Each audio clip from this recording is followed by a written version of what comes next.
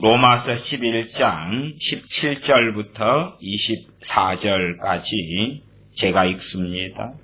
또한 가지 얼마가 꺾여졌는데 돌감람나무인 내가 그들 중에 접붙임이 되어 참감람나무 뿌리에 진액을 함께 감는 자 되었으니 그 가지들을 향하여 자긍하지 말라. 자긍할지라도 너가 뿌리를 보전하는 것이 아니요 뿌리가 너를 보전하는 것이니라. 그러면 내 말이 가지들이 꺾이운 것은 나로 접붙임을 받게 하려 함이라 하리니 옳도다. 저희는 믿지 아니함으로 꺾이우고 너는 믿음으로 섰느니라. 높은 마음을 품지 말고 도리어 두려워하라. 하나님이 원가지들도 아끼지 아니하셨은즉 너도 아끼지 아니하시리라. 그러므로 하나님의 인자와 엄위를 보라. 넘어지는 자들에게는 엄위가 있으니 너희가 만일 하나님의 인자에 거하면 그 인자가 너희에게 있으리라. 그렇지 않으면 너도 찍히는 바 되리라. 저희도 믿지 아니하는데 거하지 아니하면 접붙임을 얻으리니 이는 저희를 접붙이실 능력이 하나님께 있음이라. 내가 원 돌감람나무에서 찍힘을 받고 본성을 거스려 좋은 감람나무에 접붙임을 얻었은즉 원가지인 이 사람들이야 얼마나 더 자기 감람나무에 접붙이심을 얻으랴. 아멘. 로마서 11장 21절을 다시 읽으면 하나님이 원가지들도 아끼지 아니하셨은즉 너도 아끼지 아니하시리라. 그러므로 하나님의 인자와 엄위를 보라.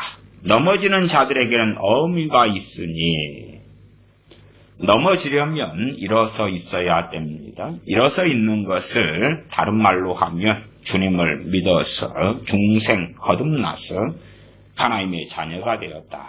의롭다함을 믿음을 통하여 얻었다 하는 것입니다. 그런 사람들이 엄위다. 넘어지면 엄위가 있게 될 것이다 하는 것입니다. 엄위는 아주 준엄한 하나님의 심판을 말씀하는 것입니다. 로마서 11장의 본문을 통해서 이 설교를 시작합니다. 그러나 신구약 성경에 좀 오늘은 가능한 대로 방대한 말씀들을 찾아보려고 합니다. 로마서 11장의 말씀을 서두로 시작한 이유는 첫째, 로마서는 복음의 핵심이고 믿음을 통하여 의롭다함을 받고 구원받는 것이 나와 있는 핵심의 말씀 가운데 이제 후반부로 넘어와서 성령님을 통하여 거듭나고 믿음을 통하여 의롭다함을 얻은 구원받은 하나님의 백성들이 최소한 버림받을 수 있다는 것이지요. 한 번 구원은 영원하다 하는 망상 속에 빠지는 사람들은 이러한 로마서 11장의 말씀도 가볍게 여깁니다. 심지어는 다루지 않기도 하고 다룬다 해도 다른 방식으로 이상하게 해석하기도 합니다. 제가 최근에는 계속 하나님의 심판에 대하여 설명드리고 있습니다. 그럼에도 많은 분들이 사실은 잘 이해하지 못합니다. 왜냐하면 고정관념이 너무 강하고요. 나아가서 기초부실이다. 그렇게 말할 수 있습니다. 심지어는 성경을 가지고 말씀해도 그건 구약이잖아요. 신약은 다르잖아요. 그런 궤변을 일삼습니다. 그러면 구약이 하나님과 신약이 하나님을 다른 분이라고 하면 어떤가요? 우리 주 예수님께서는 영원부터 독생하신 하나님이셨습니다. 사람 몸을 입고 인카네이션 하신 것이 2000년 전일 뿐입니다. 그러면 구약에 계신 그리스도와 신약의 사람 몸을 입고 오신 주님께서 다른 분이다. 그러면 정신 나간 이단 사이비가 될 거 아닙니까? 그래서 로마서 11장의 본문으로 시작한 이유는 로마서 11장에 하나님께서 누구를 아끼지 아니하셨느냐? 원가지다 말씀하는 것입니다. 원가지. 그것이 로마서 11장 21절이죠. 원가지가 누굽니까? 이스라엘입니다. 원가진 이스라엘을 아끼지 아니하시는 것은 구약에 가득하고 나아가 신약에도 상당히 볼 수가 있습니다. 그러니까 원가지들인 이스라엘에 대하여 하나님께서 어떻게 다루셨느냐가 이방인으로서 돌감람나무 가지들로서 참감람나무 가지에 접붙임 바된 크리스천 너희들, 기독교인 너희들, 믿음을 통하여 은혜로 의롭다 하심을 받고 구원받은 너희들도 마찬가지다 그 말. 심지어는 동등하지도 않고 원가지들도 아끼지 아니하셨는데 소위 말하면 원가지를 잘라버릴까 끝내버릴까 할 때에 한 5번을 생각한다면 돌감람나무 가지인 너희를 끊어버릴까 잘라버릴까 할 때는 2번밖에 생각 안 한다. 그런 비유로 설명할 수 있습니다. 이 친자식하고 인연을 끊어버리는 사람들도 부모들 가운데 간혹 있습니다. 그러면 그것보다 훨씬 더 사실은 쉬운 것이요. 아무리 키운정 기른정 그러지만 수양아들, 수양딸, 의붓자식을 인연을 끌어버리는 것은 훨씬 더 빈번하게 벌어집니다. 내 속으로 낳은 자식도 정말 사람 노릇 못하니까 안 되겠다, 구제불능이다. 그리고 끝내버리는 경우가 있는데 그것도 아니고 의붓자식인데 그런 경우는 더 쉬워요. 더 쉬워. 최소한 기른정 이야기할 때에 직접 내가 낳은 자식이 낳은 정도 있고 기른 정도 있겠지요. 예외는 존재하지만 보편적으로. 그래서 하나님께서 언약 백성이고 함께 하시고 율법을 주시고 정말 오랜 세월 동안 함께 오신 그 하나님의 선민 이스라엘을 하나님께서 꺾어버리실라 하실 때에 얼마나 많이 참으셨겠느냐 그 말이. 그러나 이방인으로서 돌감람나무 가지들로서 그 은혜와 긍휼을 입어서 접붙임 받은 크리스천들, 기독교인들에 대해서라면 더 쉽게 꺾어버리실 것이다 하는 아주 무서운 경고가 있는 것입니다. 예수님 믿어서 구원받았는데 하나님께서 꺾어버리실 수 있다. 원가지들 꺾어버리는 것들 너희들 항상 신구약 성경을 통하여 특별히 구약 성경 대부분을 통하여 보아왔지 않느냐 그 말이에요. 그러나 망상에 젖어버린 사람들은 우리는 한번 주님 믿었으니까 꺾이지 않아. 그런 망상에 젖으니까 이 세상에서 하나님의 징계와 심판을 이해하지 못합니다. 무엇보다 우리 믿지 않는 사람, 세상에 믿지 않는 사람들에 대한 징계와 심판은 고사하고 우리 믿는 자들에 대한 이 땅에서의 하나님의 징계와 심판, 재앙을 내리시는 것을 이해하지 못합니다. 그것도 제대로 이해하지 못할진데 죽은 다음에 하나님의 심판은 얼마나 이해하겠습니까? 물론 많은 기독교인들은 우리는 죽은 다음에도 상급의 심판만 있지 지옥이냐 천국이냐 하는 심판은 안 받아 하는 그 망상 속에 살기도 합니다. 생각해 보십시다. 로마 가톨릭 천주교인을 만나서 당신 예수님 믿습니까? 안 믿습니까? 예, 믿습니다. 하나님 믿습니까? 안 믿습니까? 예, 믿습니다. 그럽니다. 아니면 이단 사이비를 만나보십시오. 이단 사이비를 만나서 예수님 믿습니까? 안 믿습니까? 그러면 믿습니다. 그래요. 믿습니다. 물론 어떤 이단 사이비들은 이제 자기가 뭐 재림주다 그런다든지 교주가 그런 것도 있지만 초림주는 아니라 그러는 거죠. 최소한. 예수님 믿습니까? 안 믿습니까?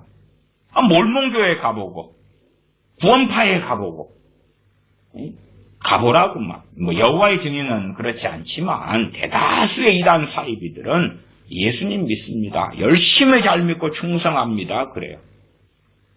그러면 그런 사람들에 대하여 예수님 믿는다고 인정했으니까 로마 카톨릭에 대하여 정교에 대하여 예수님 믿는다고 했으니까 하나님께서도 그래 너희들의 믿음을 인정해 줄게 그렇게 하시느냐 그 말. 결코 그렇지 않다.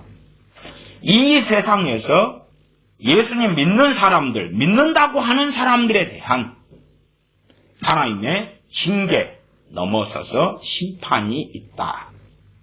어떻게 하나님께서는 때로 징계하셨고 심판에 오셨는가?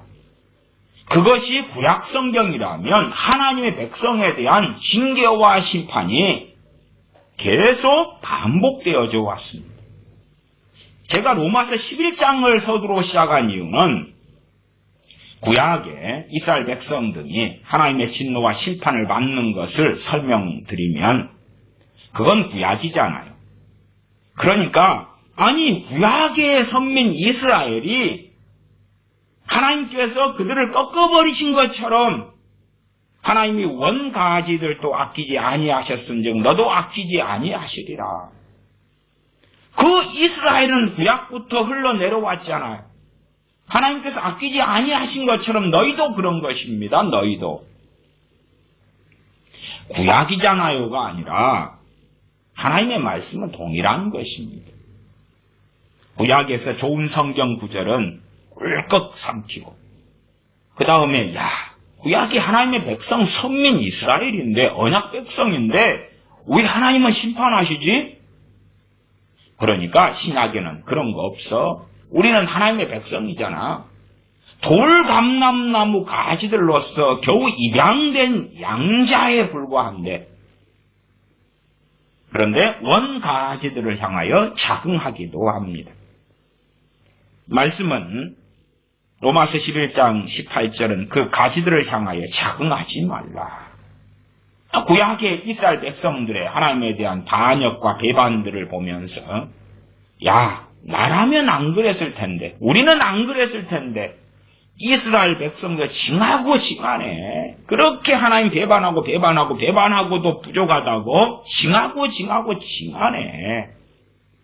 마치 우리는 그런 상황이 되면 하나님 배신하지 않는 거룩한 그런 사람이 되는 양 그렇게 그 원가지들을 향하여 자긍하는 것이죠.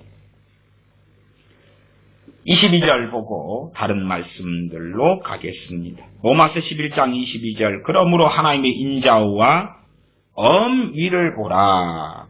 넘어지는 자들에게는 엄위가 있으니 너희가 만일 하나님의 인자에 거하면 그 인자가 너희에게 있으리라.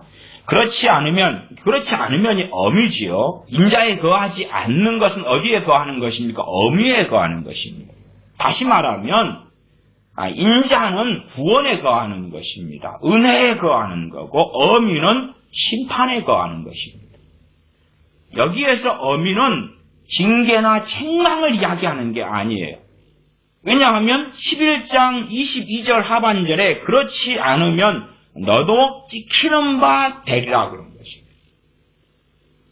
칼빈주 5대 교리 가운데 성도의 견인 그러한 본래 칼빈이 말한 의도하고 상관없이 칼빈의 후계자인 베자나 그 이후에 만들어진 그러한 정통주의 신학 속에서의 사변을 가지고 성도의 견인이니까 끝까지 하나님께서 보존해 주셔 무슨 짓 혹은 무슨 일이 있더라도 선택받은 사람은 절대 버림받지 않아. 아니 무수히 선택받은 사람이 버림받았잖아요. 사울왕이 선택받지 않았습니까? 아니면 이 아론의 큰아들 둘째 아들 나답과 아비후가 선택받지 않았습니까? 엘리제스 장은 사사로 선택받지 않았나요? 선택받았잖아요. 누가 선택 안 받았어요? 아니면 발람 선지자가 선택받지 않았습니까? 선택받았잖아요. 선택받은 자들이 무수히 하나님의 버림을 받는 사건들이 나와 있음에도 이 정말 많은 신학 박사들과 목사들이 거짓말을 합니다. 그러나 교인들은 그 거짓말이 향기롭고 듣기 좋은 것이에요. 왜? 아니 제멋대로 살아도 된다는데 얼마나 좋습니까? 그렇지 않으면 너도 찍히는 바 되리라. 인자에 거하고 있지 않으면 찍히는 바 되리라. 찍히는 게 인자와 어미를 보라 그랬으니까 어미지요. 찍혀버리는 것은 영원한 심판 속에 들어가는 것입니다. 거기에서 하나님의 심판은 크게 두 가지다. 이 세상에서의 심판과 죽은 다음의 심판이다. 그리고 이 세상에서 심판과 긴밀하게 연결되는 것이 하나님의 징계가 되겠습니다. 예를 들어 이스라엘 백성들 가운데 하나님께서 심판하셔서 쳐 죽여버렸다고 합시다. 그러면 그 당사자들은 심판이고 그 다음에 그걸 보는 사람들은 징계가 되겠지. 때로는 징계와 심판이라는 것이 칼로 나누어 베는 것처럼 완전히 구분되거나 구별되지는 않습니다.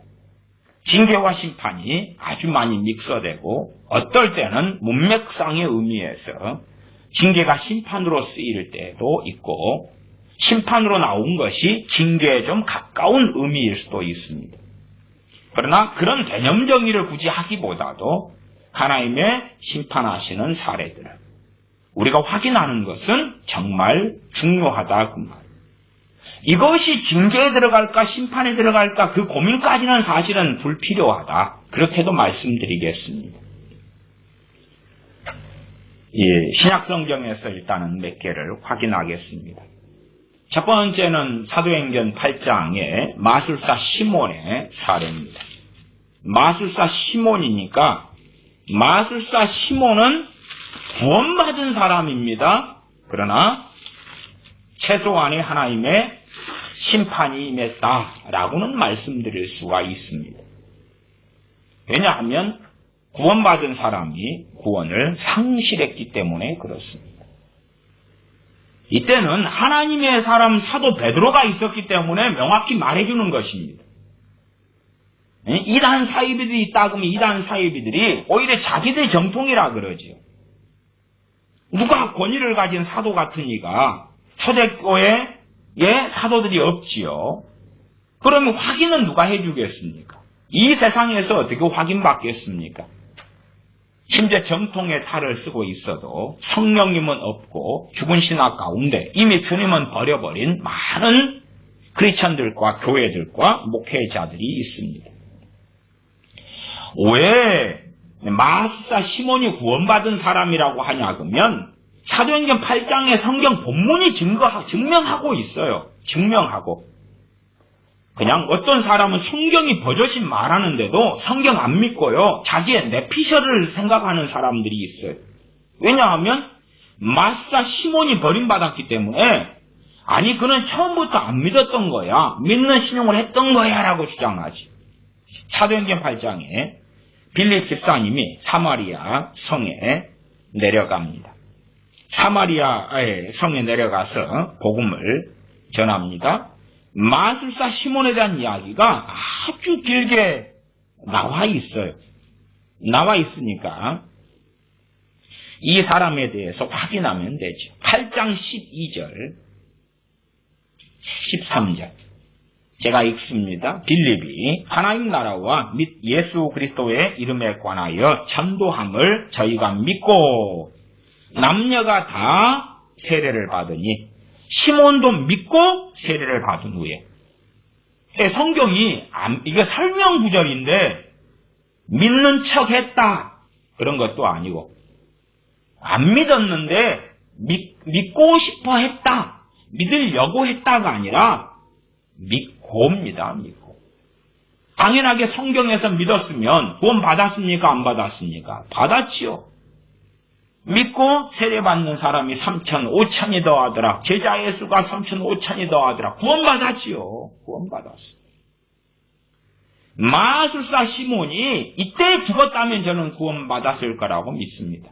물론 한편 강도 같은 구원에 불과하겠죠. 혹은 불 가운데 얻는 구원에 불과하겠죠.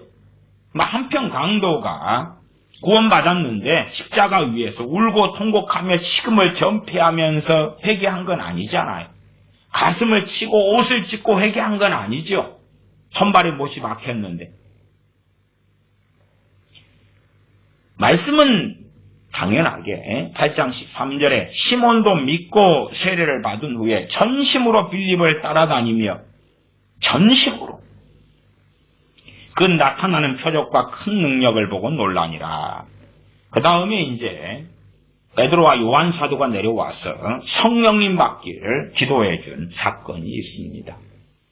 그때의 문제가 벌어져요. 그때에 세상적으로는 사람이 살다 보면 그런 욕심 좀 부릴 수 있지, 탐욕 좀 부릴 수 있지, 하나님을 좀 이용해 보려고도 할 수 있지. 그렇게 세상에서는 말할 수 있으나 이 시몬의 죄악을 통하여 하나님은 그를 끊어내버리시는 것입니다. 로마서 11장에 읽었던 대로 이것은 징계겠습니까? 심판이겠습니까? 애매하지만 그래도 심판에 가깝죠. 물론 영원한 심판도 연결되지만 이 땅에 아직 생명이 끊어지지 않았기 때문에 회개할 기회는 있다 그 말이에요. 그러나 하나님의 백성에서 하나님의 백성이 아니게 된 것이 단순한 징계라고 말할 수 없죠. 징계는 보편적으로 하나님의 자녀 안에서 하는 것이, 추방하는 것이 아니라 그 안에서, 그러니까 이렇게 끊어내버리는 것은 심판이라고 말할 수 있는 것이에요. 이 땅에서 심판이 있지요. 이때는 사도 베드로가 있었기 때문에 명확하게 하나님께서 끊어내버리겠다는 것을 이야기해주고 알려줍니다. 사도의 권위를 통하여. 이 땅에서는 그렇게 하나님께서 때에 끊어내버린 많은 기독교인들이 있을 때에 그들은 기독교인이라고 믿고 있는데 그러나 하나님이 끊어내버리셨다는 것을 누가 알려줄 수 있느냐 그 말. 없죠. 로마 가톨릭에서는 교황을 세워가지고 교황이 진짜 하나님의 백성은 우리입니다. 저 개신교 혹은 프로테스탄트는 나간 자들, 분리자들, 프로테스탄트가 저항자들, 저항해서 싸워서 분리됐다 그 말이. 혹은 우리가 큰 집이고 너희는 작은 집이다. 심지어 WCC 하는 목사들도 우리가 작은 집이고 저 가톨릭이 큰 집이니까 언제 하나가 돼야 된다. 그 미친 소리를 하는 거지. 이미 그 소리를 할 때부터 그들 대다수는 하나님이 이미 끊어버린 자들이. 그러나 그런 자들이 교회의 지도자가 되어서 살고 있는 것이지. 베드로 사도가 지금도 이 땅에 살아 있었다면 하나님이 네 버렸거든 그렇게 이야기해 줄 거라고 저는 봐요. 그러나 물론 그들은 베드로 사도도 돌로 치거나 이단으로 만들어 버리기 쉽겠지요. 그러면 이 마술사 시몬이 8장 18절에 보면 어떤 죄를 지었느냐? 시몬이 사도들의 안수함으로 성령 받는 것을 보고 돈을 들여 가로되 이 권능을 내게도 주어 누구든지 내가 안수하는 사람은 성령을 받게 하여 주소서. 얼마나 아름답습니까? 성령님 받게 나 하고 싶어. 대신에 돈도 벌고 님도 보고 뽕도 따고 뭐 그런 거. 일석이조. 그럼 어찌하든지 간에 성령을 받게 되는 일들이 마술사 시몬을 통하여서라도 일어나면 좋은 거 아니야? 사람이 그럴 수가 있지. 믿은 지 얼마 안 됐는데 이 정도 실수할 수 있지. 뭐가 문제야? 자, 믿은 지 얼마 안 됐다 해서 제사 지내고 우상 앞에 절하면 하나님이 정말 안 끊어내버리실 것 같냐 그 말이. 택도 없는 소리 하고 있네. 하나님이 끊어내버리시는 거예요. 물론 자기들은 모르죠. 자기들은 몰라. 베드로 사도가 증명하고 선언합니다. 8장 20절에 베드로가 가로되 너가 하나님의 선물을 돈 주고 살 줄로 생각하였으니 너 은과 너가 함께 망할지어다.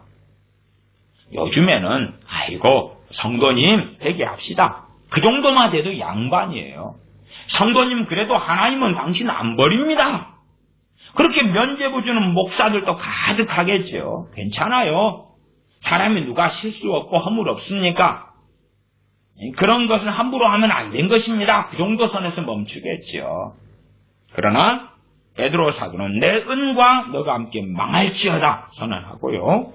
21절은 하나님 앞에서 내 마음이 바르지 못하니 이 도에는 내가 관계도 없고 분깃될 것도 없느니라. 도가 어떤 도입니까? 그리스도의 도고 복음이지요. 복음을 통한 구원이죠. 십자가의 은혜를 통한 구원이죠. 거기에 너가 관계가 없다. 너는 관계 이해 당사자가 될 수가 없어. 주님의 십자가에 설리신 보혈과 너하고는 상관없어. 이게 심판이죠. 이 땅에서 심판이 있지 왜 없냐 그 말이에요. 물론 이 땅에서 심판하는 것이 죽음으로 귀결되고 그 다음에 영원한 심판으로 직결되기도 합니다. 그러나 어떤 경우는 이 땅에서 하나님의 심판을 받았는데 아직은 안 죽은 사람들이 많이 있어요. 히브리서 말씀에는 무수히 많이 배교에 대하여 증명하고 나와 있습니다. 그런 배교에서 하나님이 끊어내버리는 사람들에 대하여 히브리서는 뭘 말씀하냐 그러면 다시는 회개케 할 수 없다 그래요. 말하자면 하나님께서 버려버린, 유기해버린, 끊어내버린 과거에 믿는 자들이었는데 이 땅에서 아직은 살아있어요. 그러나 회개할 기회를 다시는 결코 주지 않겠다는 것. 심지어는 너희들이 회개한다 할지라도 그것을 회개로 받아주지 않겠다는 선언입니다. 성령 해방죄를 지은 것과 마찬가지지요. 이 땅에 살아있어서 아직은 생명이 50년 남아있어도 50년 내내 회개한다 해도 안 받아줘. 인정 못해. 네? 그런 것들처럼. 그래서 그러한 것에 대한 히브리서 말씀은 너무나 방대하고 많지. 어떤 경우는 회개하고 다시 돌아올 수 있는 그런 범죄가 있고 그렇게 하나님께서 끊어버리셨으나 그러나 다시 돌이킬 수 있는 게 있고 돌이킬 수 없는 게 있다 그 말이지. 마술사 시몬은 돌이킬 수 있는 경우로서 나와 있습니다. 그 본문에가 나와 있어요.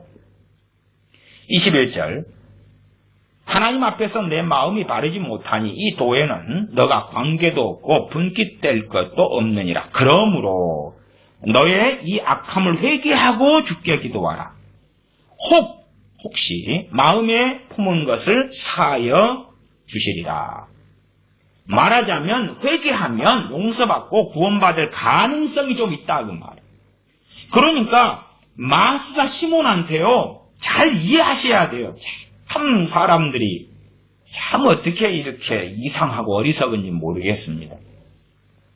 자금이 이제 이 마술사 시몬을 끊어내버리셨는데 누가 하나님이 그걸 베드로 사도가 알려준 것이고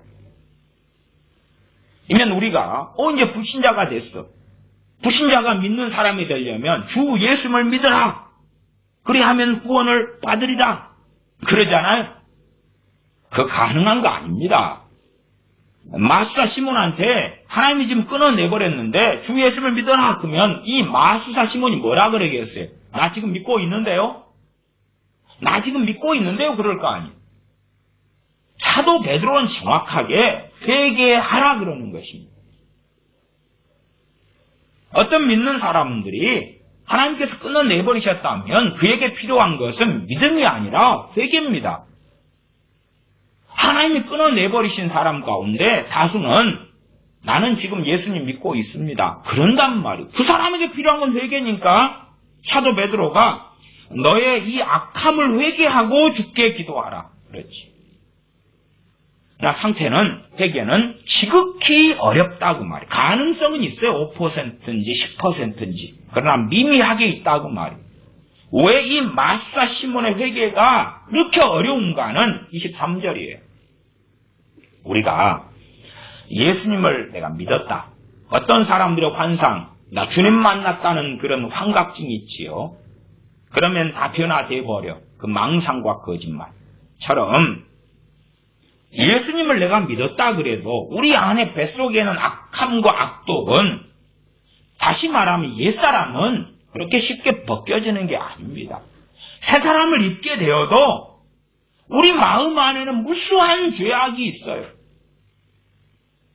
영적인 어린아이가 되어서 갓난아이가 되어서 순전한 젖을 사모하고 영원하신 하나님의 말씀을 통하여 성장하고 자라가며 죄를 깨달아가며 죄와 싸워가며 그렇게 청년의 신앙, 장년의 신앙으로 아비의 신앙으로 나아가야 됩니다. 주님을 믿자마자 변화되고 달라져 버려가 아닙니다. 분명히 마수다 시몬에는 악독이 가득했어요.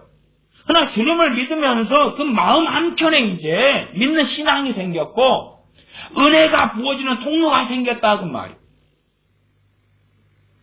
그것을 통하여 이 사람은 그 믿음을 유지하는 가운데 악독을 처리해 갔어야 되는 거예요.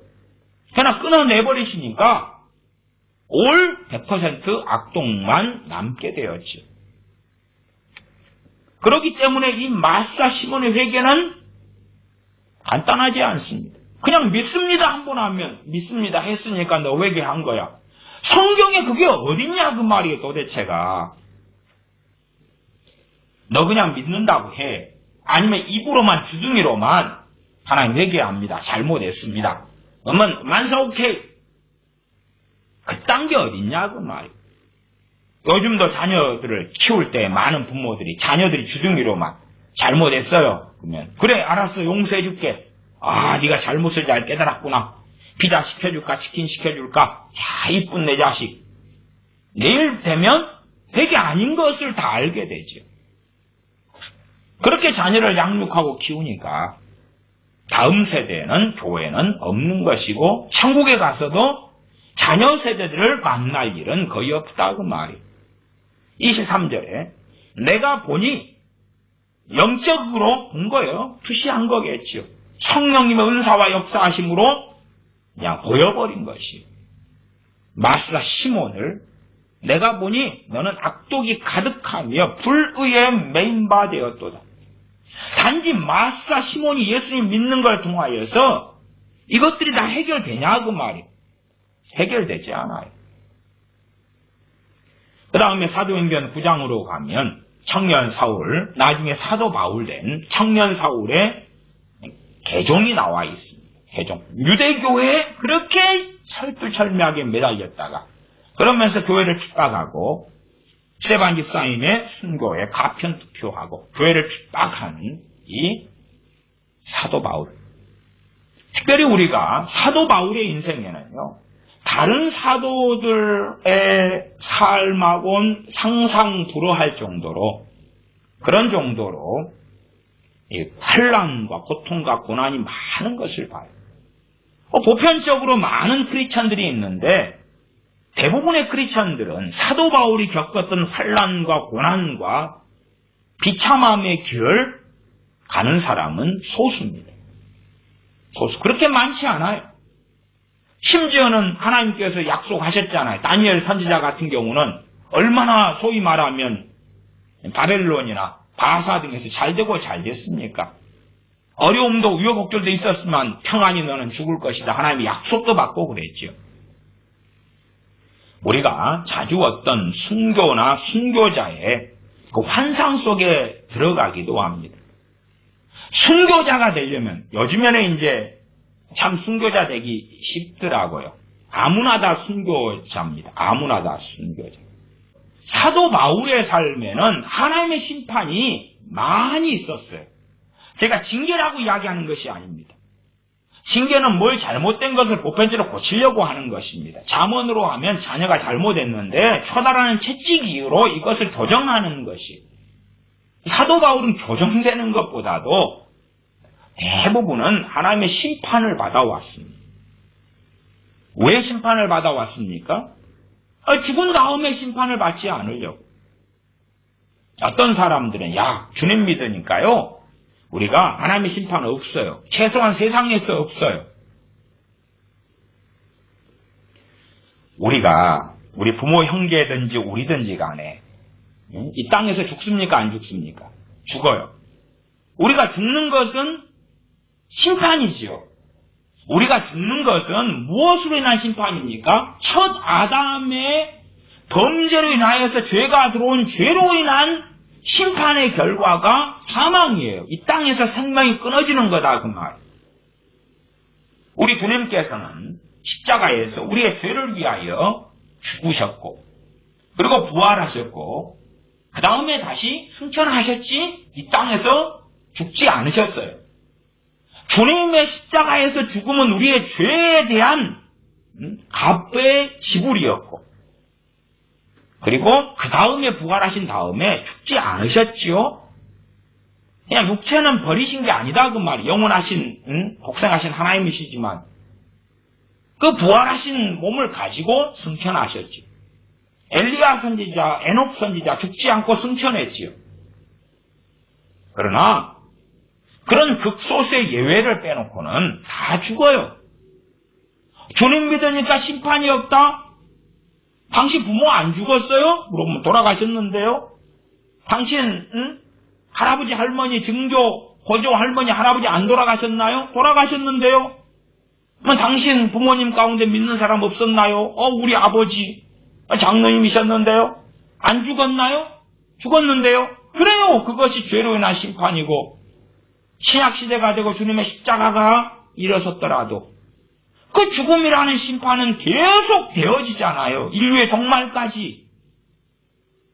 왜 죽지 않는다 그래요? 심판이 없다고요? 그게 죽는 게 심판이에요. 그 다음에 가시원kon기가 뭡니까? 죄로 인한 심판의 결과죠. 죄로 인해서 어떤 면에서 징계기도 하고 심판이기도 하는 애매한 속에 가시원kon기는 존재할 수도 있겠지. 우리가 믿는 사람으로 사니까 우리가 농사 지을 때 우리의 밭, 우리의 땅에는 가시원kon기가 안 나나요? 아니면 내가 크리스찬이니까 여자에 대해서 하나님의 징계와 심판은 해산나는 수고를 더하는 것입니다. 애 낳는 고통이 없어요? 해산나는 수고가 없냐 그 말. 있잖아요.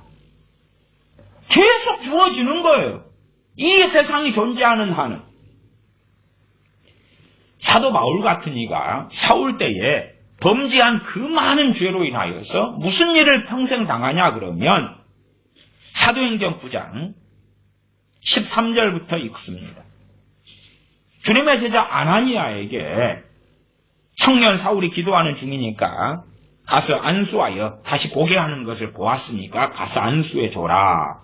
주님께서 명령하실 때에 아나니아의 대답이 그렇습니다. 사도행전 9장 13절에 아나니아가 대답하되 주여 이 사람에 대하여 내가 여러 사람에게 듣사온즉 그가 예루살렘에서 주의 성도에게 적지 않은 해를 끼쳤다 하더니 여기서도 주의 이름을 부르는 모든 자를 결박할 권세를 대제사장들에게 받았나이다 하거늘. 가야바 안나스지요.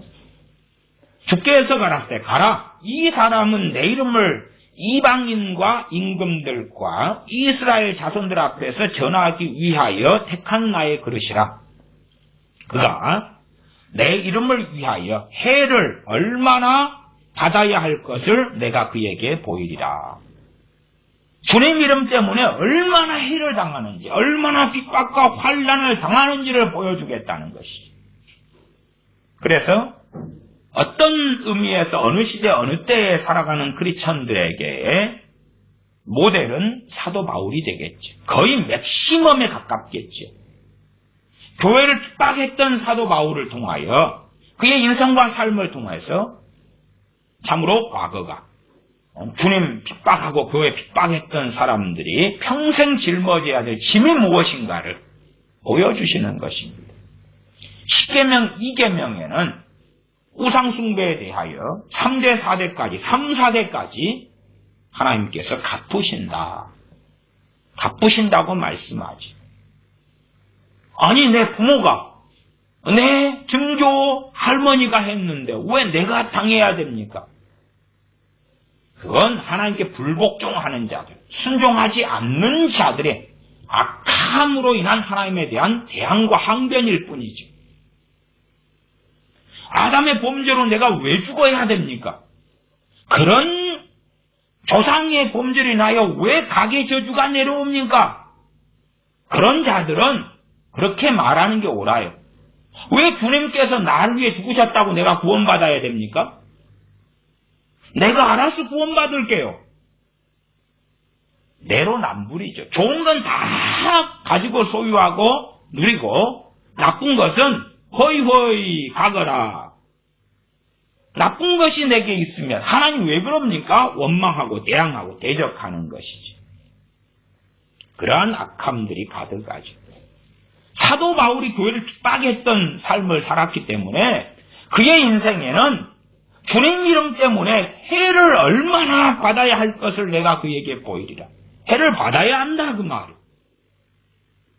해를 받는 가운데 사도 바울이니까 주님 배신하지 않는 것이 보장됩니까? 아니에요. 자기의 영혼을 위하여 경성하고 깨어있지 않으면 사도 바울이라도 끔찍한 해를 당하면서 얼마든지 주님 부인할 수 있는 것입니다. 과거에 초대 이스라엘 왕이 되었던 사울왕은 하나님의 택한 그릇이에요. 택한 그릇인데 버림받았잖아요. 하나님의 말씀들을 통하여 하나님의 징계와 심판의 사례와 일들을 잘 기억해야 됩니다. 요한복음 21장을 보겠습니다. 왜 주님께서 베드로 사도에게 그 비참한 순교와 죽음에 대하여 예언을 하셨는가? 그거에 대해서도 당연하게 성경은 상당히 많은 분량을 가지고 베드로 사도가 주님을 3번 부인한 사건을 다룹니다.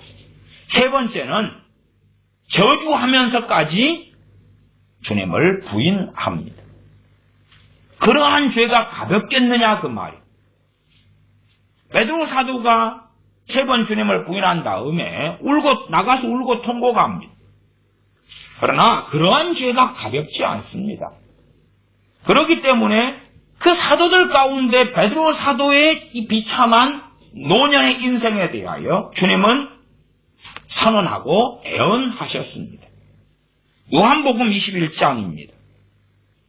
요한복음 21장 17절부터 보면 3번째 가라사대 요한의 아들 시몬아 너가 나를 사랑하느냐 하시니 주께서 3번째 너가 나를 사랑하느냐 하심으로 베드로가 근심하여 가로되 주여 모든 것을 아시오매 내가 주를 사랑하는 줄을 주께서 아시나이다.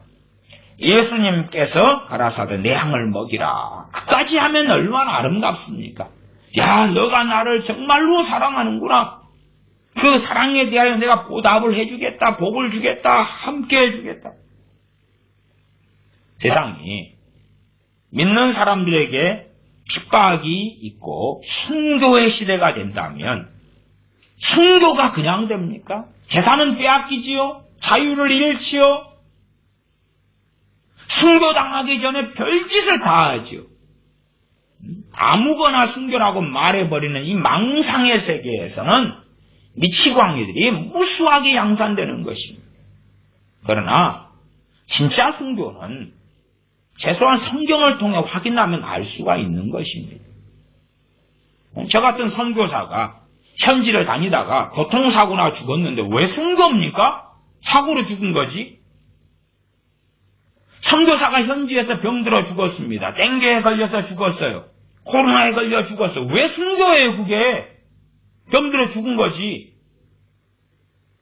그러면 다윗 왕이 노년되고 결국은 그래도 병들어 죽었어요. 병사지요. 노환으로 죽었죠. 그러면 다윗 왕의 순교입니까? 죽은 거지.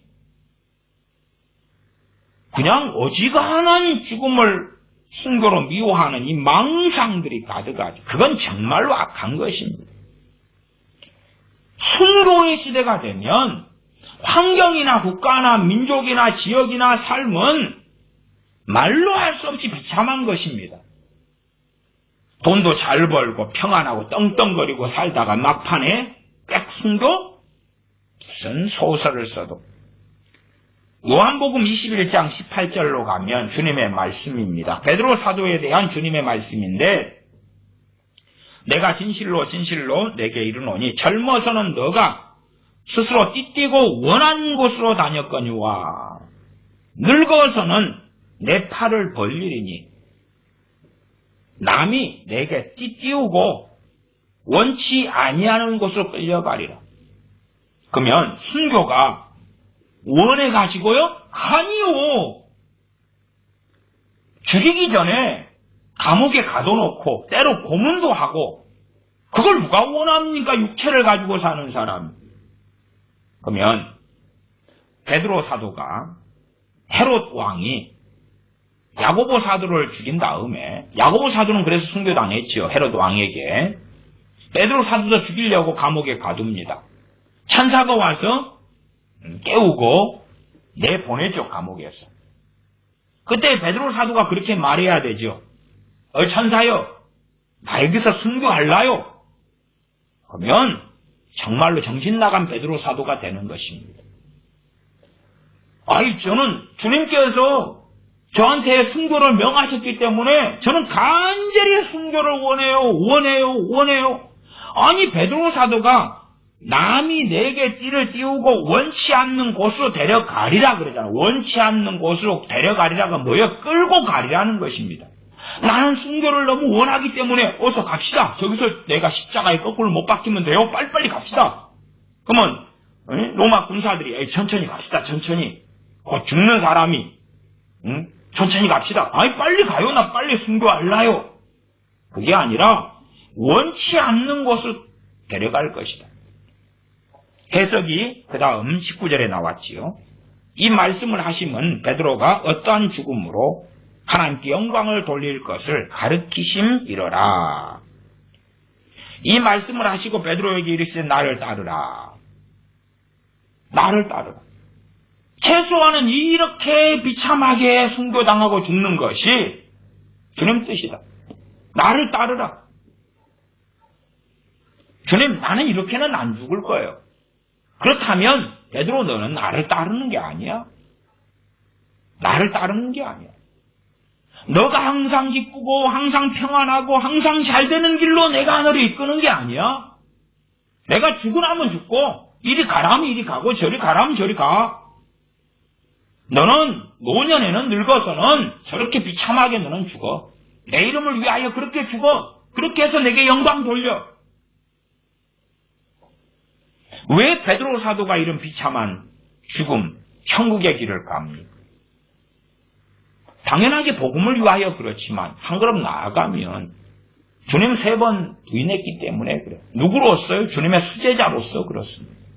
제가 일단은 구약의 무수한 것을 가지고 하나님의 백성들 믿는 자에게 이 땅에서 있는 하나님의 징계와 심판 가운데 징계는 좀 더 알 거니까 심판하고 심판과 징계가 믹서되어 있는 그런 것을 가지고 제가 설명을 드리는 것입니다. 설명드리기 전에 먼저 신약을 먼저 다루는 거예요. 왜? 구약을 가지고 사례들은 너무 많지만 구약의 사례를 가지고 설명하면 구약이잖아요 하니까 로마서 11장에서 시작했던 것입니다. 이스라엘을 원가지들을 아끼지 않았다. 그건 구약이잖아요. 이스라엘 유대인 이야기잖아요. 아니, 그것을 가지고 너희한테 경고하는 거잖아. 심지어 너희는 원가지들도 아니잖아.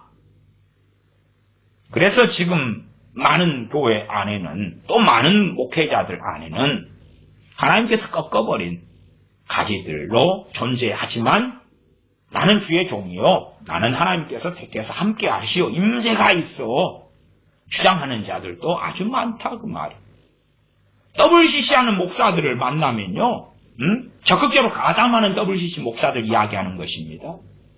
누구보다도 담대하고 당당해요. 막 정의심에 불타고요. 말씀대로 산다고 정말 목소리를 목청을 높여서 주장을 합니다. 로마 가톨릭과 하나 되는 것을 주장하고 가는 많은 목사들이 얼마나 담대한지 몰라요. 그런 사람들이 많다 그 말이에요. 민수기를 일단은 보겠습니다. 민수기에는 그런 사례들이 아주 많이 있습니다. 그러니까 우리가 똑같은 내용을 보더라도 생각이 없이 보면 그러면 코에 걸면 코걸이, 귀에 걸면 귀걸이가 될 때가 아주 많습니다.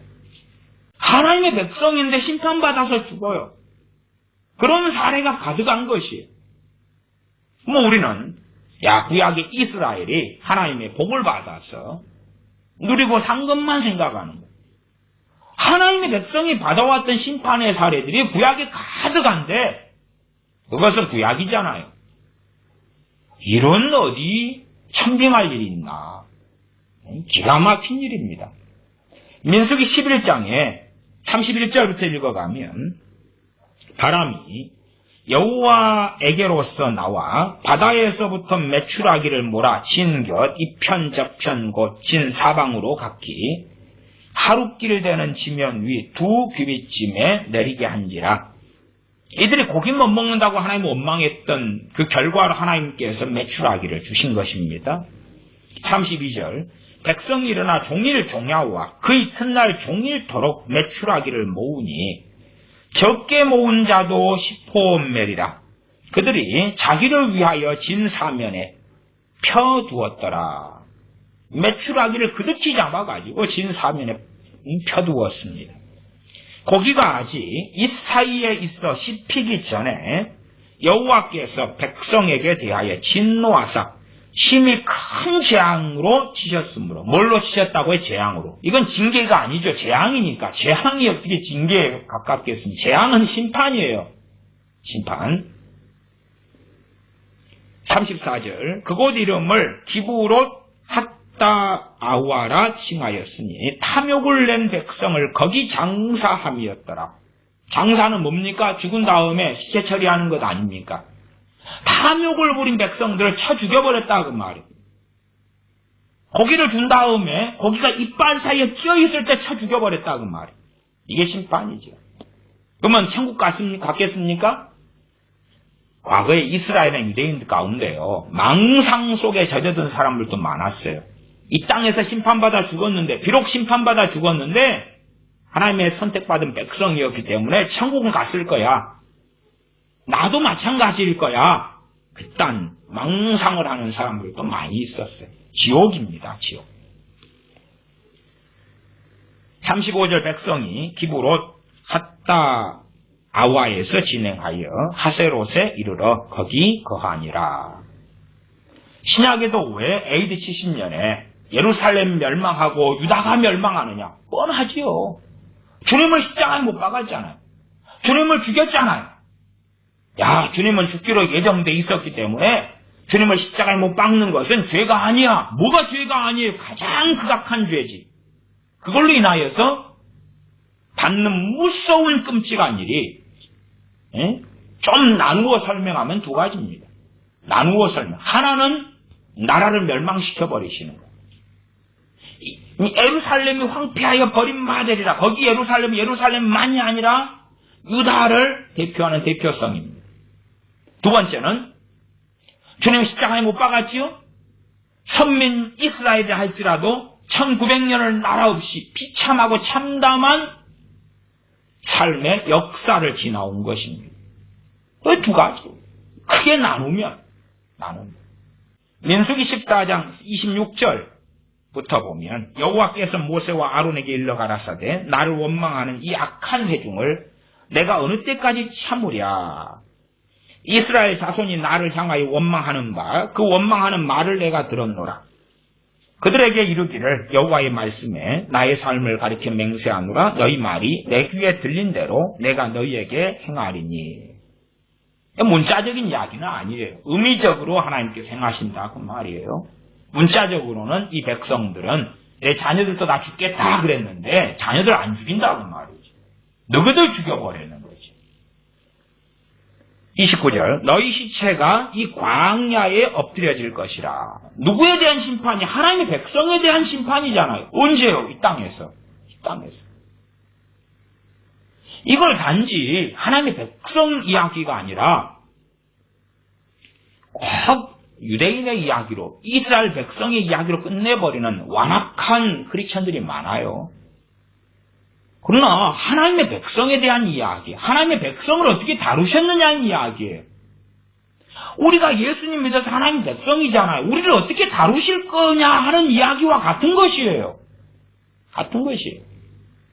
그 때는, 시기는 하나님이 정하시지만, 그래서 지난 시간에도 베드로전서 4장을 통하여 베드로 사도가 하나님의 집에서 심판을 시작할 때가 되었나니 하는 말씀을 가지고 설교했습니다. 그 앞에도 예레미야 강의하면서 또한 설명드렸죠. 하나님의 집에서 심판을 시작, 하나님의 집에서 알곡과 가라지를 나누는 것입니다. 우리가 식량을 보관하다 보면 장마가 지고 습기가 차고 그러면 쌀 같은 경우도 다시 구분을 해야 돼요. 맨 처음 알곡과 가라지는 밭에서 수확한 다음에 알곡과 가라지를 나누어요.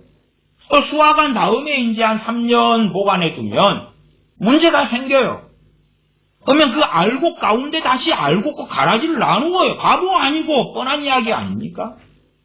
그 다음에 우리가 팥이다. 그럼 팥을 수확해가지고 보관하고 있다가 팥을 심어야 되겠어요. 심을 때 먼저 하는 것이 뭐냐 그러면 물에 담아서 띄워보는 것이. 띄워보면 좀 먹고 벌레 먹은 것은 가벼우니까 둥둥 떠요. 그러면 그것은 못 심어요. 버리는 거지요. 다시금 소위 말하면 알곡 속에서 알곡과 가라지를 다시 나누는 거예요. 하나님의 집 안에서 하나님의 심판을 통하여 알곡과 가라지를 다시 나누는 거예요. 어떤 면에서는 하나님의 집에 심판이 없으면 겉으로 볼 때에는 나도 믿습니다 하는 모양과 포즈를 취할 수 있겠죠. 그러나 하나님의 집에 심판이 임해버리면 평안할 때는 믿습니다 할 사람들까지도 부인하고 떠나는 것입니다. 그러나 하나님의 통치의 방법이 본래 그래요. 통치의 방법. 코로나 바이러스가 퍼질 때에 크리스찬을 피해갑니까? 안 피해갑니다. 믿는 사람을 피해가냐 그 말이 안 피해가요. 믿는 사람들 우리 대부분이 가난은 싫어합니다. 가난이 크리스찬을 피해갑니까? 혹은 우리가 예수님 믿는 사람이 되면 IQ가 높아지고 세상에 재능이 많아지고 천재가 됩니까? 그럴 리가 없잖아요. 그럴 리가 없어요. 어느 A라는 나라의 전쟁이 벌어져요. 예멘의 전쟁이 벌어진다. 그 안에 진짜 크리스찬이 없어요? 있지요. 왜 없어요? 나이지리아에 난리가 날 때 그 안에 크리스찬이 없어요? 인도에 크리스찬이 없어요? 인도에 몇 년 전에 2년 전인가 선교사 가정 400가정 가운데 한 200가정 추방될 때도 인도의 기독교인만 해도 수천만 나와요. 수천만 나와. 그 중국이 한 9,600만 700만 이렇게 잡으면 인도는 한 6천만 넘게 잡든가. 인구가 많잖아요. 13억 얼마고 중국은 14억 얼마고 그러니까. 거기에 크리스천이 어마어마하게 있으니까. 그러니까 힌두교 강경론자 과격분자가 거기에 지도자를 뽑히고 뭐 그런 일이 안 벌어지냐 그 말이에요. 대한민국의 기독교인이 1000만이 있으니까 좌파 정권이 안 들어서냐 그 말이에요. 그런 게 어딨냐 그 말이에요. 도대체 전 세계에. 계속 역사적으로 반복되어 오는 것이. 하나님은 하나님의 백성을 심판해 오셨다 그 말이에요. 앞으로도 하실 거고 지금도 하고 계셔요. 야, 이 땅에서 믿는 사람한테는 복 주고 잘 되고 평안하고 건강 얻고 축복받고 천국 죽은 다음에 천국 가고 와 룰루랄랄라 좋은 걸 주신 하나님 좋은 거밖에 없어. 성경을 어떻게 보려고 그런지 몰라도 다른 종교를 많은 경우 만들어버린 사람들이 많아요. 다른 종교. 하하호호 하나님. 하하호호 하나님. 이 심판에 대해서는 참 설교하고 설교해도요. 잘 알아듣지는 못해요. 왜? 기초가 부족하고 성경에 대하여 눈이 가리워졌고 색안경을 끼고 있고 하나님을 알려고를 안 하는 사람들이 너무 많은 거예요. 자기가 섬기고 있는 하나님 아버지께서 어떤 분이신가를 이해 못하는 거지. 구약이 하나님의 백성 이스라엘을 선택해가지고 선민 이스라엘을 하하호호 하하호호 언제 그랬는가요 도대체. 더군다나 정말 아까울만 하잖아요. 지금의 기독교인들은 정말 은혜로 구원받았어요. 정말 은혜로 부르심 받았어요. 그것도 돌감람나무 가지들 주제에. 응? 저 포함해서 당연하게. 그리고 숫자도 많아요. 명목상으로라도 지구상이 여기저기 퍼져가지고 10억 명이 넘는다 그래요. 그러면 구약시대에는 이스라엘 그가 하나예요. 숫자도 얼마 안 되고 기껏 한 200만? 좀 넘을까? 이리저리 될까? 그거밖에 안 되는데도 계속 심판하시는 거예요. 복을 주시고 부국 강병케 해주시고 저기 티그리스 유프라테스 강변의 그 좋은 곳을 그들에게 주시고 에덴 동산을 주시고 그러는 것도 아니고 아니면 1000년 동안은 전쟁이 없게 보호해 주리라 그런 것도 아니고 출애굽시켜서 가나안 땅 약속의 땅에 데려가시는 과정에 쳐 죽이시는 거예요. 뭐 하니까요? 하나님 원망하니까 하나님께 반역하니까 불평하고 불순종하니까 하나님을 믿지 아니하니까 쳐 죽이시는 거예요. 구약 이야기라고요? 그러니까 우습지요. 하나님께서 원가지를 또 아끼지 아니하셨은즉 너 하물며 너희일까 보냐? 하나님을 두려워 안 해요. 그러니까 우습죠. 많은 담대한 사람들 그런 사람들이 얼마나 많습니까? 하나님께서 맹세까지 하시면서 14장 29절에 너희 시체가 이 광야에 엎드려질 것이라 너희 20세 이상으로 계수함을 받은 자고 나를 원망한 자의 전부가 여분네의 아들 갈렙과 눈의 아들 여호수아 외에는 내가 맹세하여 너희로 거하게 하리라 한 땅에 결단코 들어가지 못하리라. 너희가 사로잡히겠다고 말하던 너희의 유아들은 내가 인도하여 드리리니 그들은 너희가 싫어하던 땅을 보려니와 너희 시체는 이 광야에 엎드려질 것이요. 이게 심판이에요. 야, 나라면 이렇게 안 했을 거니까 나는 아니지. 뭐 그런 이상한 소리 하면 안 되겠지. 이스라엘 이야기니까 나하고 상관없지.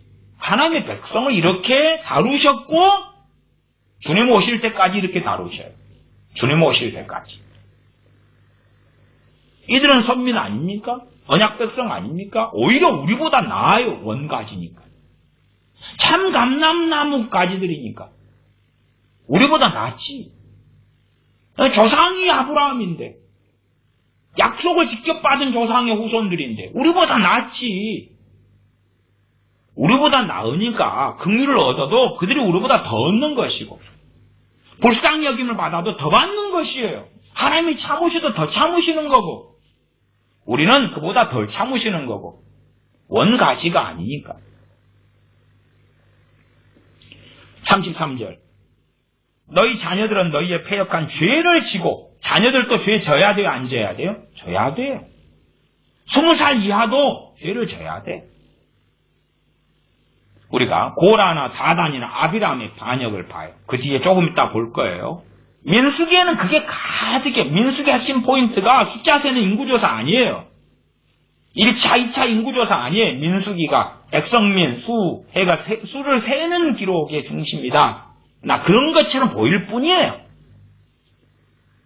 하나님에 대한 죄와 하나님의 심판에 대한 이야기가 상당히 중심을 이루고 있어요.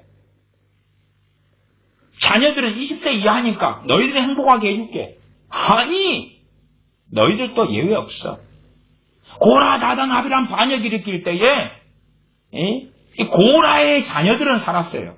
왜? 그 아버지와 함께 안 했거든요. 그러나 다단이나 아비람은 자녀들, 아이들까지, 유아들까지 다 땅속에 매몰시켜서 생매장시켜버리셨어요. 하나님께서. 자녀들이 책임 안 져요?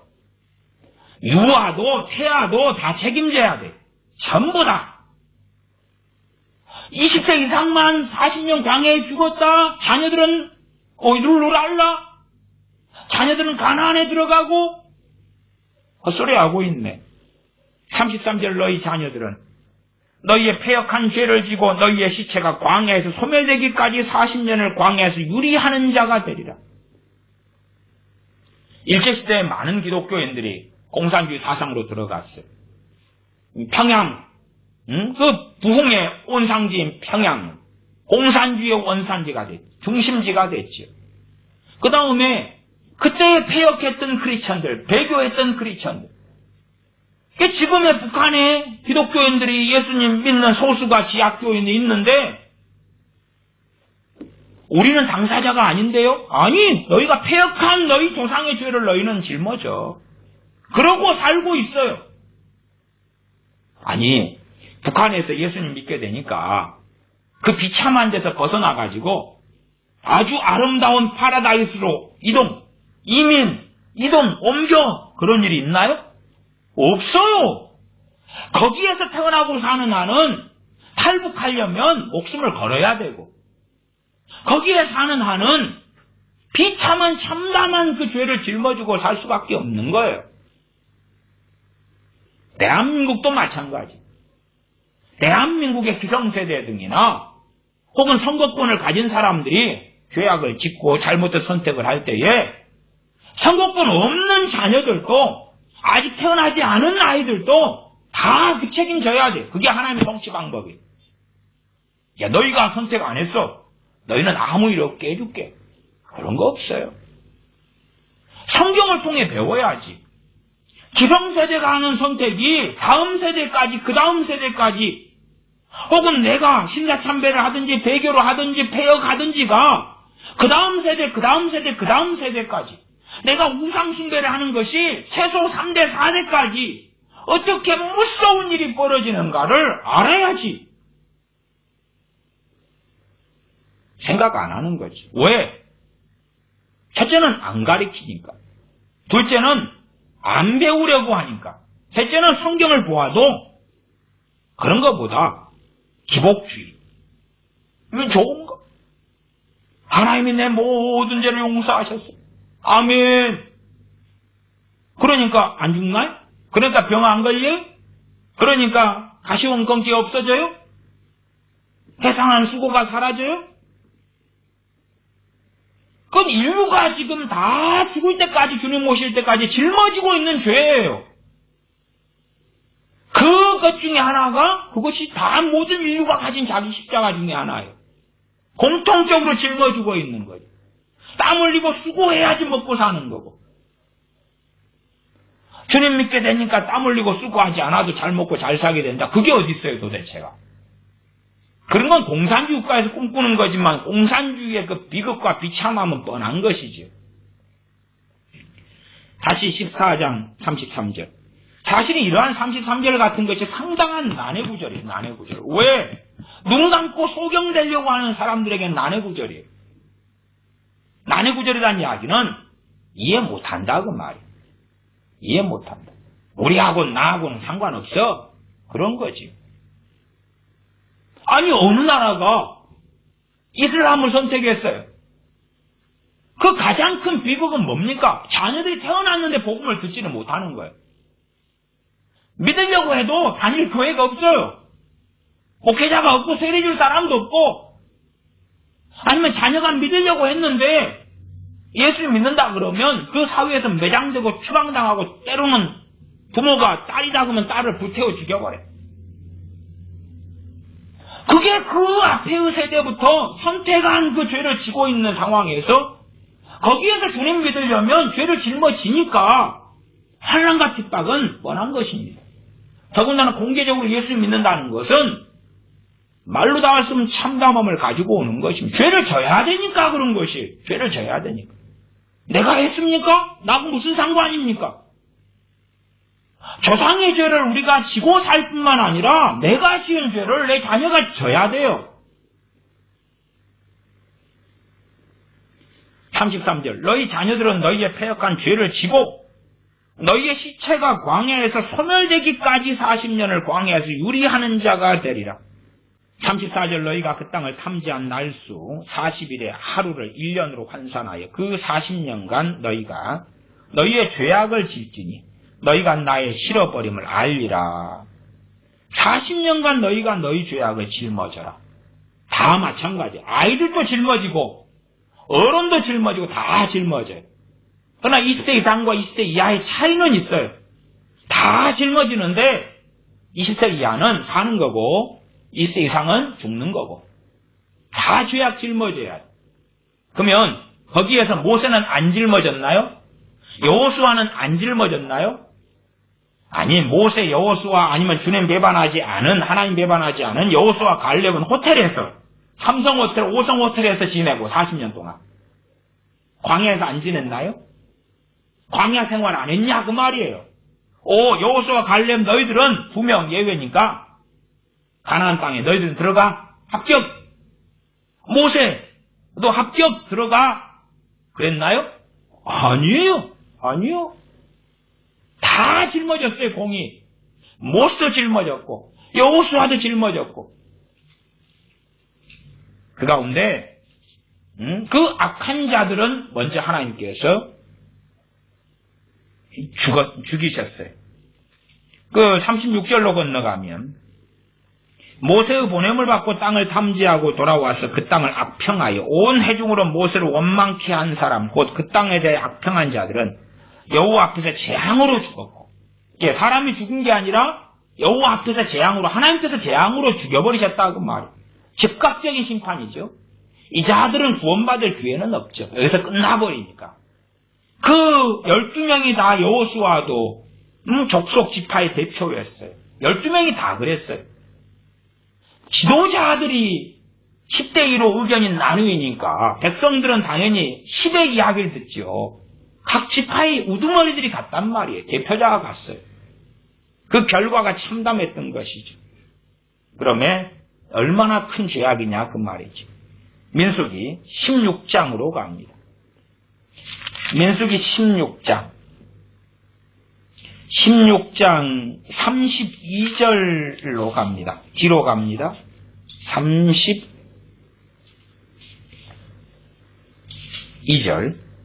36절까지 끄트머리만 좀 봅니다. 여기에서는 고라, 다단, 아비람의 반역이 나와 있어요. 그들은 당연히 백성들의 지도자들입니다. 그 지도자들이 반역을 해요. 32절 땅이 그 입을 열어 그들과 그 가족과 고라에게 속한 모든 사람과 그 물건을 삼키게 하시매 그들과 그 모든 소속이 산채로 음부에 빠지며 땅이 그 위에 합하니 그들이 총회 중에서 망하니라.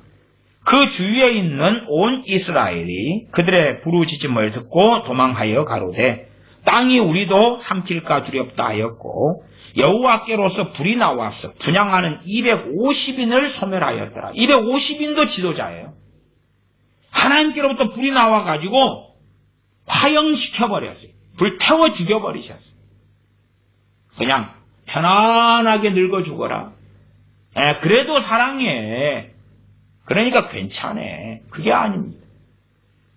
하나님의 백성 그렇게 이 지구상에 오직 유일한 그런 이스라엘 하나인데 하나님께서 불로 그냥 250명의 지도자들, 소위 족장들을 죽여버리셨다 그 말이에요. 16장 1절 2절로 가보겠습니다. 앞으로 좀 확인해 보죠.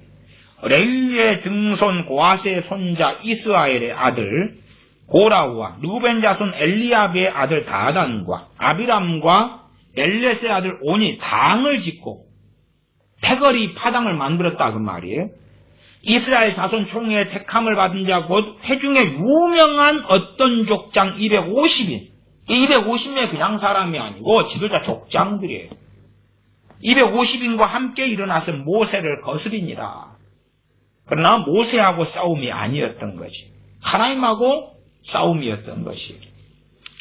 그리고 이제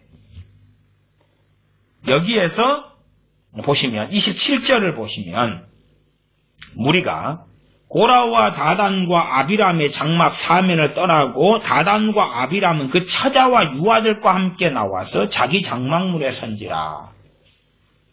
이제 고라 같은 경우는 좀 복잡해. 뭐가 복잡하냐 그러면 고라는 심판받아 죽었는데 자식들은 산 자식이 있고 죽은 자식이 있고 그래요. 산 자식이 있고 죽은 자식이 있고. 그래서 설명에서는 전에 설교할 때 그 본문들을 가지고 한번 다 다루었기 때문에 자세하게 설명하지 않겠습니다. 최소한은 이제 고라와 다단과 아비람의 장막 사면을 떠났어요. 무리가 떠나라 그랬어요. 그 다음에 다단과 아비람에 속한 자들은 다 거기에서 다 죽었어요. 거기에 누가 나와요? 27절 하반에 다단과 아비람은 그 처자와 유아들과 함께, 유아 어린아이들이죠. 함께 나와서 자기 장막물에 선지라. 산채로 생매장이죠. 누구도요? 유아, 아이들까지. 그러나 고라에게는 고라 편의 자식들이 아들들은 거의 다수가 서지 않았어요. 아버지 편에 서지 않았어요. 그건 뒤에 민수기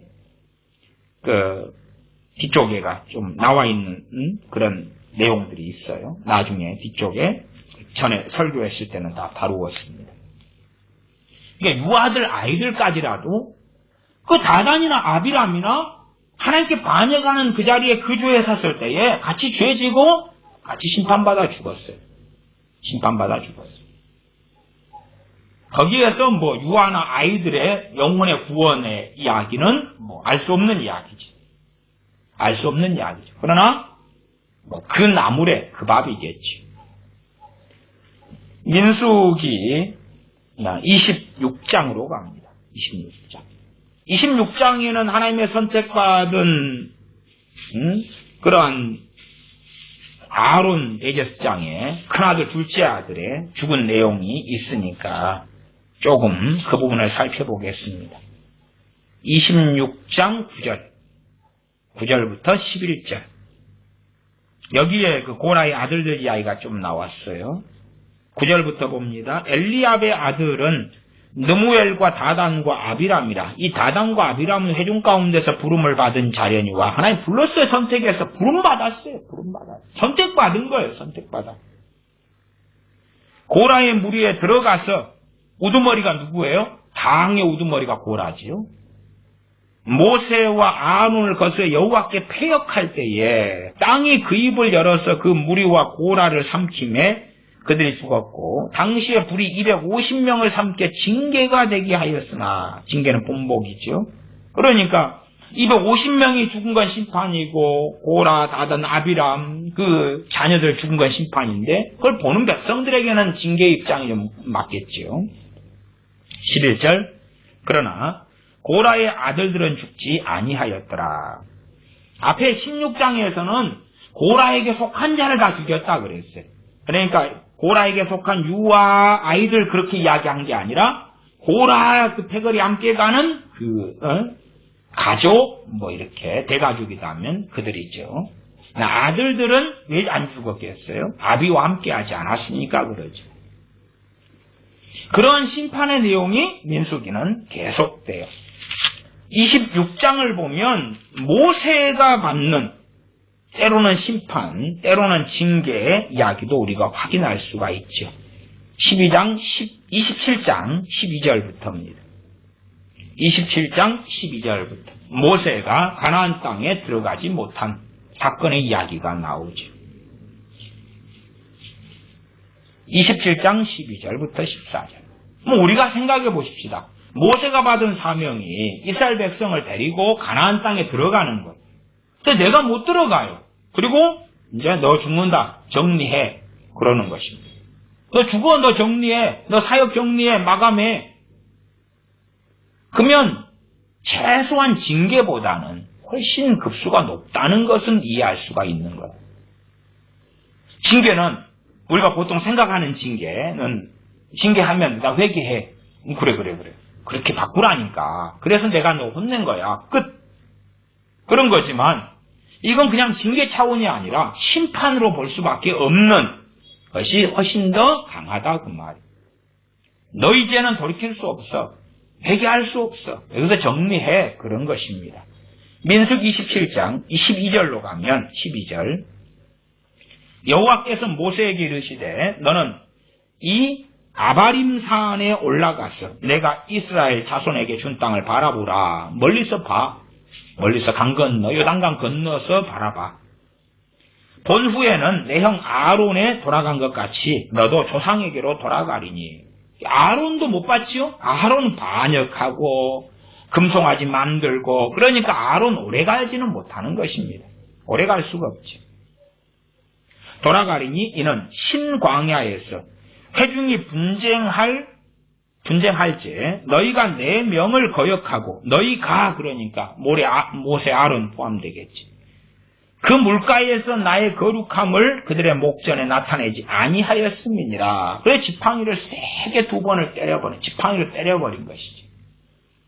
이 물은 신광야 가데스의 무리바 사건이라, 이렇게 무리바 사건의 분쟁, 그렇게도 일컬어집니다. 지팡이로 성질 좀 내가지고 두드러왔다고 하나님께서 그렇게 40년 동안 고생했는데 그 유종의 미를 거두게 안 하신 거예요. 이제 정리해. 너 죽어. 끝. 물론 당연하게 모세는 구원받은 줄 우리가 알지. 모세는 하나님과 대면한 사람. 모세가 지은 죄에 대하여 하나님께서 대강 덮고 가자. 좋은 게 좋은 거 아니냐? 은혜로 가자. 네 잘못했다고 빌어. 그러면 되는 거야. 결단코 그렇게 된 적이 없습니다. 결단코. 우리가 섬기는 하나님, 다스리신 하나님께서 어떤 분이신지를 알아야지요.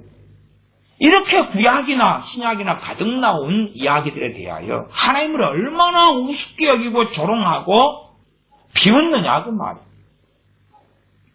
사사기는 두말할 것도 없습니다. 사사기에 반복되는 건 무엇입니까? 이스라엘의 패역함, 배교, 범죄, 그 다음에 심판이에요. 심판. 그냥 징계가 아니라, 왜? 그걸 통하여 많은 사람이 죽어가니까. 많은 사람이 죽었고 그 참담한 비참한 기간들은 때로는 몇 년에서 더 길게까지 갔으니까 그런 거지. 그리고 이제 그들이 하나님께 구하고 기도했을 때에 조금의 어떤 회개가 포함되는 것이겠죠. 그때 하나님께 사사를 보내시는 것이 사사.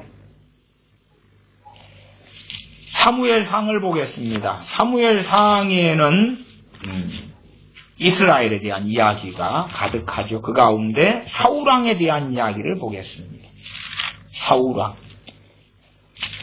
사울왕이 사무엘상 13장에서는 사무엘 선지자가 늦게 오니까 자기가 제사장처럼 그렇게 번제 화목제물을 바쳐서 하나님께 범죄합니다. 자기의 어떤 주어진 것을, 영역을 벗어나 버리는 거예요.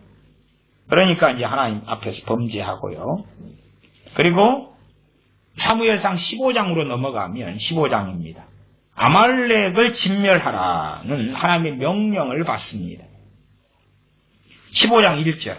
사무엘이 사울에게 이르되 여호와께서 나를 보내어 왕에게 기름을 부어 그 백성 이스라엘 위에 왕을 삼으셨은지요. 사울 왕을 누가 선택했습니까? 하나님께서 선택했어요. 저 사울에게 기름을 부으라고 선택받았단 말이에요. 이스라엘도 선택받았지만 그 중에 선택받은 사람은 사울 왕이에요. 버릴 그릇으로 하나님이 선택하신 거 아닙니다. 이스라엘의 첫 번째 왕으로 선택하신 것입니다. 이제 왕은 여호와의 말씀을 들으소서. 그리고 아말렉을 쳐서 진멸하라. 어디까지요? 15장 3절이에요. 지금 가서 아말렉을 쳐서 그들의 모든 소유를 남기지 말고 진멸하되 남녀와 소아와 젖먹는 아이와 우양과 약대와 나귀를 죽이라. 아말렉 족속이 조상 때로부터 지었던 죄를 이때 하나님이 책임을 묻겠다는 거예요. 거기에서 아말렉 족속의 자녀로 태어난 소아 유아까지 다 포함시키고 아말렉 족속에 포함된 양이든 염소든 소든 낙타든 약대든 다 포함시켜서 죽이시겠다는 거예요. 하나님의 정한 기한이 찾아온 것이죠. 작정한 때가 찾아온 것이에요. 아말렉 족속의 자녀로 태어난 사람들 이때에 아이라도 아이들이 좀 정신이 있었다 그럽시다. 한 10살. 하나님 왜요? 이스라엘 백성이 사울 왕이 이제 군사를 끌고 가죠. 쳐 죽이려고 그럴 때 10살 아이가 우리가 무슨 잘못을 했습니까? 이스라엘의 왕이시여. 그러면 하나님이 너희 다 쳐 죽이라고 그랬다. 그러면 이제 그걸 듣고 잠깐만요. 하나님 나는 10살인데요. 내가 무슨 잘못을 했다고요? 얼마든지 그럴 수 있잖아. 하나님이 변했습니까? 그 하나님께서 아들을 보내신 거예요. 하나님의 다스리심 통치에 복종치 않는, 순종치 않는 많은 기독교인들이 있어요. 세상 사람들은 하나님 안 믿으니까 안 믿는 것 자체가 불복종한 것이고 하나님을 부인하는 것이지만 하나님 믿고 섬긴다는 사람들 자체도 동의하지 못하는 거예요. 하나님 소아와 유아, 남녀, 젖먹이까지 죽이신다고요? 그래서 이건 구약이니까. 그러면 대환란 때 대환란은 마귀가 일으키는 것입니까? 적그리스도가 일으키는 것이에요? 프리메이슨이, 일루미나이트가 일으키는 것이에요? 대환란이? 뉴월드워더, 세계 단일 정부를 일루미나이트 세력이나 적그리스도 세력이 만들어 가요. 근데 하나님 허락하시니까 그렇지. 걔들이 하나님보다 힘이 세요? 말도 안 되는 소리지. 하나님께서 허락하시는 범주 속에서만 하는 것이에요. 오히려 하나님의 통치와 다스리심과 심판과 진노가 어디까지 와 있느냐를 확인해야 되지. 그리고 경비하게 엎드려야 될 때라 그 말이에요. 그러나 소위 그런 대부흥이나 신사도의 부의 이동이나 그런 데 빠져가지고 지금 누리는 것도 차고 넘쳐왔는데 다고 부족하여 더 주시오. 남북 통일을 통해 주실라요? 뭘 통해 주실라요? 더 주시오. 그리고 살아가는 것이죠. 아말렉 족속을 진멸할 때에 거기에 남녀, 소아, 젖먹는 아이, 우양과 약대와 나귀를 죽이라. 다 죽여라는 거예요. 다. 진멸은 전부 다예요. 여리고성, 여리고 행진, 겉마보면 아름답지요. 여리고를 진멸하라는 명령에서 벌어진 것이에요. 여리고를 삥삥 도우니까 여리고성이 무너져가지고 다 죽였다니까요. 가나안 족속에 대한 하나님의 심판이 이스라엘을 통하여서 이루어진 것이에요. 또한 이루어졌던 것이고 그 가운데 이 사울 왕은 좋은 것은 남겨놓았고 아각 왕도 살려두고 그랬죠. 사무엘 선지자가 사울 왕에게 이야기합니다. 15장 22절 사무엘이 가로되 여호와께서 번제와 다른 제사를 그 목소리 순종하는 것을 좋아하심같이 좋아하시겠나이까. 순종이 제사보다 낫고 듣는 것이 수양의 기름보다 나으니 불순종을 통하여 하나님께서 끊어내버리신다는 걸 알 수가 있는 거예요. 지금의 많은 크리스천들은요 하나님께 순종 관심 없어요. 순종 관심 없어. 순종 안 하려면 간단하지. 성경 안 보면 되고 안 들으면 되지. 성경 공부 안 하면 되지. 말씀 마음에 안 담아두면 되지. 그 다음에 지 생각대로 지 욕망대로 사는 것이지. 하나님께 순종? 그래요. 먹는 거예요? 마시는 거예요? 뭐 하는 거예요? 사울왕은 순종하지 않았어요. 순종이 제사보다 낫고 그럼 요즘에 많은 크리스천들은 내가 예배드리요. 찬양하요. 헌금 좀 내요. 기도 좀 하요. 땡 칩시다. 제사가 그거죠. 제사가. 옛날에 제사하고 요즘엔 예배지. 그러면은 예배드리고 찬양하고 보험송가 부르고 예배당에 참석해 설교 좀 듣고 그러면 됐어. 순종은 순종하기 위하여 하나님과 함께하고 회개하고 하나님과 함께하려고 예배를 드리는 거란 말이에요. 삶 속에서 하나님 영화롭게 하려고 기도를 하는 거고 말씀을 청종하는 것이. 그러나 삶 따로 예배 따로 돼버리고 마는 거죠. 순종이 제사보다 낫고 듣는 것이 말씀을 청종하고 귀담아 듣고 마음에 담아두는 것이 수양의 제사 기름보다 나으니 이는 거역하는 것은 불순종하는 것은 사술의 죄와 같고 사술은 뭐지요? 무당 푸닥거리 하는 것들 같은 거죠.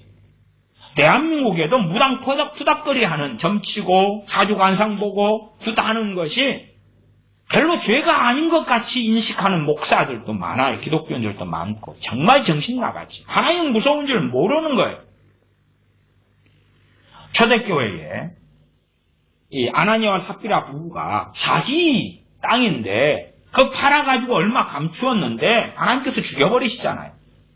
아나니아 삽비라가 믿는 사람 아닙니까? 초대교회 교인 아닙니까? 그래서 아나니아 삽비라 사건을 보면서 사람들 깜짝깜짝 놀래요. 난해구절이 된 거죠. 난해구절. 자기 재산 좀 팔아가지고 얼마 감추고 냈는데 낸 것만 해도 감지덕지 아니에요? 근데 베드로 사도하고 만나더니 베드로 사도를 통하여서 달아보더니 회개할 기회는 줬어요. 땅 판값이 이게 전부냐? 전부입니다. 한날에 남편 죽고 아내 죽고. 그 아나니아 삽비라 부부가 자식이 몇 명이 있었는지는 모르겠어요. 자식이 없었을 수도 있겠지. 그렇다 해서 부모가 없겠습니까? 형제가 없겠냐? 그 말이에요. 가족이 없겠냐? 친구가 없겠냐는 거예요. 왕따로 살았겠어요? 초대교회 교인들이니까 초대교회 교인들하고 관계가 좋았을 거 아니에요? 한날에 둘이 죽는 거예요. 그러면 예루살렘 교인들이 두려워하죠. 하나님을 두려워해요. 무서워하죠. 그전까지는 성령 충만 주시고 은혜 주시고 구원해 주시고 좋아 회개하면 용서해 주시고 한쪽으로 치우쳐 가려는 것을 아니야. 균형을 이루어. 그렇게 살면 끔찍할 거야. 무슨 일이 언제 벌어질지 몰라. 그러나 시간이 흘러가면 망각 속에 들어가는 것입니다. 그래서 망각하지 않으려면 말씀을 통해서라도 보고 깨우치고 알아야 하는 것이지요. 사울왕은 이제 아말렉 국소 진멸하라는 명령에 불순종합니다. 그 앞에서 제사장직을 수행하지 않아야 되는데 수행하고 그랬죠. 그러나 그런 것을 통해서는 버리시지까지는 않으셨어요. 다시 말하면 버리게 될 때까지 사울왕이 범죄한 것이 많다 그 말이에요. 그 다음에 이제 결정적으로 아말렉 족속을 진멸하라는 명령에 불순종하고 그 다음에 15장 24절로 가면 사울이 사무엘에게 이르되 내가 23절이죠. 23절 하반에 왕이 여호와의 말씀을 버렸으므로 여호와께서 왕을 버려. 그러니까 먼저는 뭐예요? 사울 왕이 여호와의 말씀을 버렸다고 말이에요. 그러니까 사울 왕은 지금 하나님을 믿어요? 안 믿어요? 믿어요. 여호와 하나님을 믿어요. 나중에도요. 계속 믿는 자로 남고 죽습니다. 계속 믿는 자로 남고 죽어요. 죽을 때까지. 죽을 때까지도 하나님의 뜻은 무엇입니까? 죽은 사무엘까지 불러 올리려는 이상한 수작을 벌이고요. 무당과 함께 접신하여서 하나님의 뜻을 물어요. 계속. 그러니까 사울왕한테 죽을 때까지도 너 하나님 믿어 안 믿어? 사울왕 믿습니다. 그래요. 믿습니다. 그러나 그 믿음을 하나님께서 인정하시지 않는다는 이야기예요. 그래서 하나님께서 버리셨다. 왜? 여호와의 말씀을 버렸습니다. 이게 여호와를 버렸다가 아니라 여호와의 말씀을 버렸다고 이야기하는 것입니다. 여호와를 당신이 버렸다 그러면은 사울왕이 동의합니까? 동의 안 합니까? 동의 안 할 거예요. 나는 여호와 버린 적이 없어요. 그러니까 말씀 버렸다고 명확하게 설명해 주지. 여호와께서도 왕을 버렸다. 그러니까 사울왕이 변명하는 것이 24절입니다. 사울이 사무엘에게 이르되 내가 범죄하였나이다. 그 다음에 하는 것은 변명입니다. 내가 여호와의 명령과 당신의 말씀을 어긴 것은 내가 백성을 두려워하여 그 말을 청종하였음이니 백성은 두려워했다고. 사람이 두려워가지고. 이것이 다 거짓말은 아니겠죠? 그러나 그 변명은 하나님께는 안 통한다고 말이에요. 핑계 없는 무덤 없다고. 이렇게 저렇게 다 변명할 거리들이 우리에게는 다 있을 거예요. 그러나 어느 때가 되면 변명은 안 통하는 것입니다. 이 버려버리는 게 뭐예요? 심판이죠. 심판. 버려버리시는 거예요. 심판. 24장 1절 여호와께서 다시 이스라엘을 향하여 진노하사 이스라엘을 진노하고 저희를 치시려고 다윗을 감동시키사. 이게 하나님으로부터 감동이 와요. 귀신 감동, 마귀 감동이 아니에요. 인구조사라는 감동이 와요. 하나님으로부터. 감동이 온다 해서 다 하라는 게 아니에요. 그 감동 오는 것이 뭐예요? 시험이에요. 시험. 하나님을 섬기며 하나님의 마음이 합한 자가 다윗이니까 누가 범죄해야 되냐 그러면 가로막고 있는 자, 하나님의 심판과 진노를 가로막고 있는 자가 다윗이거든요. 지도자니까. 왕이니까. 다윗이 범죄해야 돼요. 그러니까 감동시키시는 거예요. 감동시키시는 거예요. 거기에서 그 감동을 넘어가가지고 따라가 버리고, 감동시키실 때에 여기에서 다윗은 감동받지 않아야 돼요. 왜? 시험이니까. 시험이란 말이에요. 시험. 그것이 이제 이것도 난해 구절 중에 하나예요. 어려운 것 중에 하나예요. 왜? 다윗의 인구조사를 통해서 이스라엘 백성들의 하나님의 진노와 심판을 받고 죽임당하니까. 그러니까 인구조사와 하나님의 재앙을 내린 그 이유가 24장 1절이니까 1절을 단단히 확인을 해야 돼요. 하나님께서 이스라엘을 향하여 진노를 하신 거예요. 진노를. 왜? 이스라엘의 우상숭배와 범죄 등을 통해서 치셔야 되겠는 거예요. 근데 다윗이 가로막고 있어요. 다윗이 가로막는 걸 계속 한다고 해서 이스라엘이 거룩해지는 건 아니에요. 그렇게 될 수는 없죠. 지옥에 가는 사람들 더 많아지죠. 시간이 흘러갈수록. 쭉 넘어가서 24장 10절로 갑니다. 다윗이 인구 수를 조사한 후에 그 마음에 자책하고, 참 이런 말씀들이 어려운 말씀이에요. 완벽하게 다 우리가 설명하고 해석하기는 어려울 거예요. 그러나 최소한은 이제 다윗이 잘 깨달았어요. 여호와께 아뢰되 내가 이 일을 행함으로 큰 죄를 범하였나이다. 큰 죄를 범하였나이다. 우리가 하나님의 어떤 명령들 가운데서 어떤 명령들은 해라는 명령이 아니라 달아보시려는 명령들이 있어 왔지요. 발람 선지자 같은 경우에 발람 선지자가 자꾸만 발락 왕의 명령을 따라 가고 싶은 거예요. 돈을 추구하고 가고 싶은 거예요. 이게 가라 그러잖아요. 가라 그러잖아요. 가라 그러고 가는데 하나님께서 보낸 천사가 칼을 들고 있지. 가라 그러고 간단 말이에요. 아니 가려고 그래요. 가지 마라 그러고 또 간다 그러니까 그래 가라 그래요. 그리고 천사 보내서 칼을 들고 있는 거예요. 인구조사 하라 그러잖아. 그건 그 전에 다윗의 마음속에 이제 국력이 좋아졌어. 사람이 많아졌어. 군사가 많아졌어. 힘이 많아졌어. 하나님을 의지하던 데서 군사력이나 다른 걸 의지하는 마음이 일어나니까. 인구조사 해봐. 궁금하지? 궁금해. 몇 명쯤 되었는지, 국력이 얼만큼 되었는지 궁금하지? 궁금하면 해봐. 해보라고 하신 거예요. 그러니까 하지 않는 것이 맞았던 거다 그 말이지. 하나님의 명령이 있더라도 그 명령이 많은 경우는 해라는 건데 하지 말라는 것도 존재한다는 것도 이해하셔야 돼요. 달아보시는 거다 그 말. 그런 것이 있다. 10절 그래서 큰 죄를 범하였나이다. 내가 이 일을 행함으로 안 행했어야 된다는 것을 깨닫게 된 거죠. 한 다음에 여호와여 이제 간구하옵나니 종의 죄를 사하여 주옵소서. 내가 심히 미련하게 행하였나이다 하니라. 그리고 이제 끝날 줄 알았어요. 왜? 인구조사 해가지고 인구조사 하는데 시간도 들고 돈도 들고 그 다음에 돌이켜보니까 안 했어야 될 것인데 내 마음에 정말 군사력과 이 국력을 의지하는 것이 생겼었구나. 그러니까 하나님께서 해봐 그러신 거였었구나. 깨닫고 회개를 한 것이죠. 11절 다윗이 아침에 일어날 때 여호와의 말씀이 다윗의 선견자 된 선지자 가데에게 임하여 가라사대. 다윗도 선지자의 왕이자 선지자에 들어간 사람입니다. 12절 가서 다윗에게 말하기를 여호와의 말씀에 내가 내게 세 가지를 보이노니 너는 그 중에서 하나를 택하라. 내가 그것을 내게 행하리라 하셨다 하라. 가시 다윗에게 이르러 고하여 가로되 왕이 땅에 7년 기근이 있을 것입니까? 7년 기근 첫 번째. 7년 기근 선택하려면 해라. 기근이 당하면 먼저는 고아와 과부 가난한 자들이 죽어나가겠죠. 노약자들이 죽어나가겠죠. 7년 기근.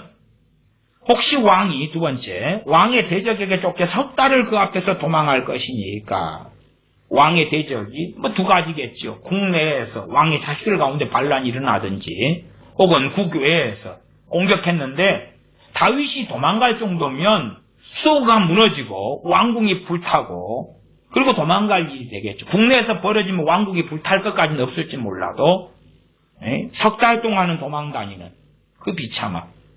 그러면 자유편에 선 사람들이나 국가나 국력은 다 무너지겠지. 미국이 과거에 지금 이제 코로나 사태에는 뭐 두말할 것도 없고요. 모기지 사태가 벌어졌을 때에 이럴 때에 그 국력을 회복하는데 혹은 그 사라진 직업과 직장을 회복하는데 한 5년의 시간이 걸리고 그랬어요. 그러면 이렇게 전쟁이 국내 내란이든 혹은 밖에서의 전쟁 공격이든지 간에 석 달간 도망가고 이리 되면 국력은 정말 말로 할 수 없이 쪼그라들고 맙니다. 왕의 땅에 세 번째가 3일 동안 온역이 있을 것이니까 전염병으로 쳐버리겠다는 것이죠. 왕은 생각하여 보고 나를 보내신 이에게 대답하여 주소서. 왕을 세운 국가의 결정은 이렇습니다. 왕의 결정이 그대로 이루어지는 것입니다. 14절 다윗이 가세게 이르되 내가 공경에 있도다. 여호와께서는 긍휼이 크시니 우리가 여호와의 손에 빠지고 내가 사람의 손에 빠지지 않기를 원하노라. 긍휼이 크신 하나님이 당연히 이때의 하나님이시에요. 하나님은 긍휼이 크셔요. 다윗은 알고 있어요. 그러나 또한 다윗이 다 하나님의 재단하고 알지 못하는 영역이 너무 많은 것은 뻔한 것입니다. 15절 이에 여호와께서 그 아침부터 정하신 때까지 온역을 이스라엘에게 내리시니 언제까지? 정하신 때까지. 누가 정합니까? 하나님께서 정하시지. 밤부터 부엘세바까지 백성의 죽은 자가 7만이니라. 7만이. 밤부터 부엘세바는요 이스라엘의 위하고 아래예요. 전체가 온역이 내렸다 그 말이에요. 16절 천사가 예루살렘을 향하여 그 손을 들어 멸하려 하더니 예루살렘까지 이제 쭉 퍼져 들어온 것 같아요. 여호와께서 이 재앙 내림을 뉘우치사 백성을 멸하는 천사에게 이르시되 족하다. 이제는 내 손을 거두라 하시니 때에 여호와의 사자가 여부스 사람 아라우나의 타작마당 곁에 있는지라. 왜 아브라함의 자손이 400년간 이집트에서 종살이 합니까? 아브라함이 제사 지낼 때에 이 비둘기의 삼비둘기, 집비둘기는 쪼개지 않았기 때문에 그렇지. 그 제사가 잘못 드려짐으로 하나님께서 내 자손은 400년간 애굽에서 종살이할 것이다 판결하신 거예요. 하나님을 이해하고 알아야 됩니다. 어리석게 살아서 하나님께서 이 땅에서 우리 믿는 사람들 심판하시는 것에 대하여 모르겠다 몰라 그런 게 아니에요. 나아가서 한 개인이 이렇게 심판받고 또한 이렇게 온역을 통하여 7만 명이 이스라엘 가운데 죽을 때에 그건 이스라엘 전체에 대하여 하나님의 진노가 크셔서 그런 거예요. 그 가운데 가장 악한 자만 먼저 죽은 거 아니에요.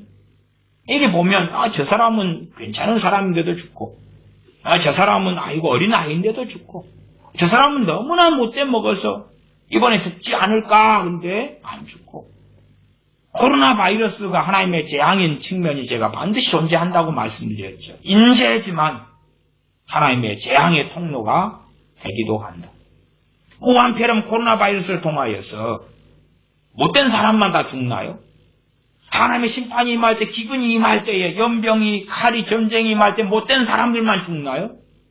세상은 하나님의 징계와 진노가 있을 때마다 더 깨끗해지고 아름다워지겠지. 그럴 리가 없어요. 그럴 리가 없어요. 누구든지 피해가지 못합니다.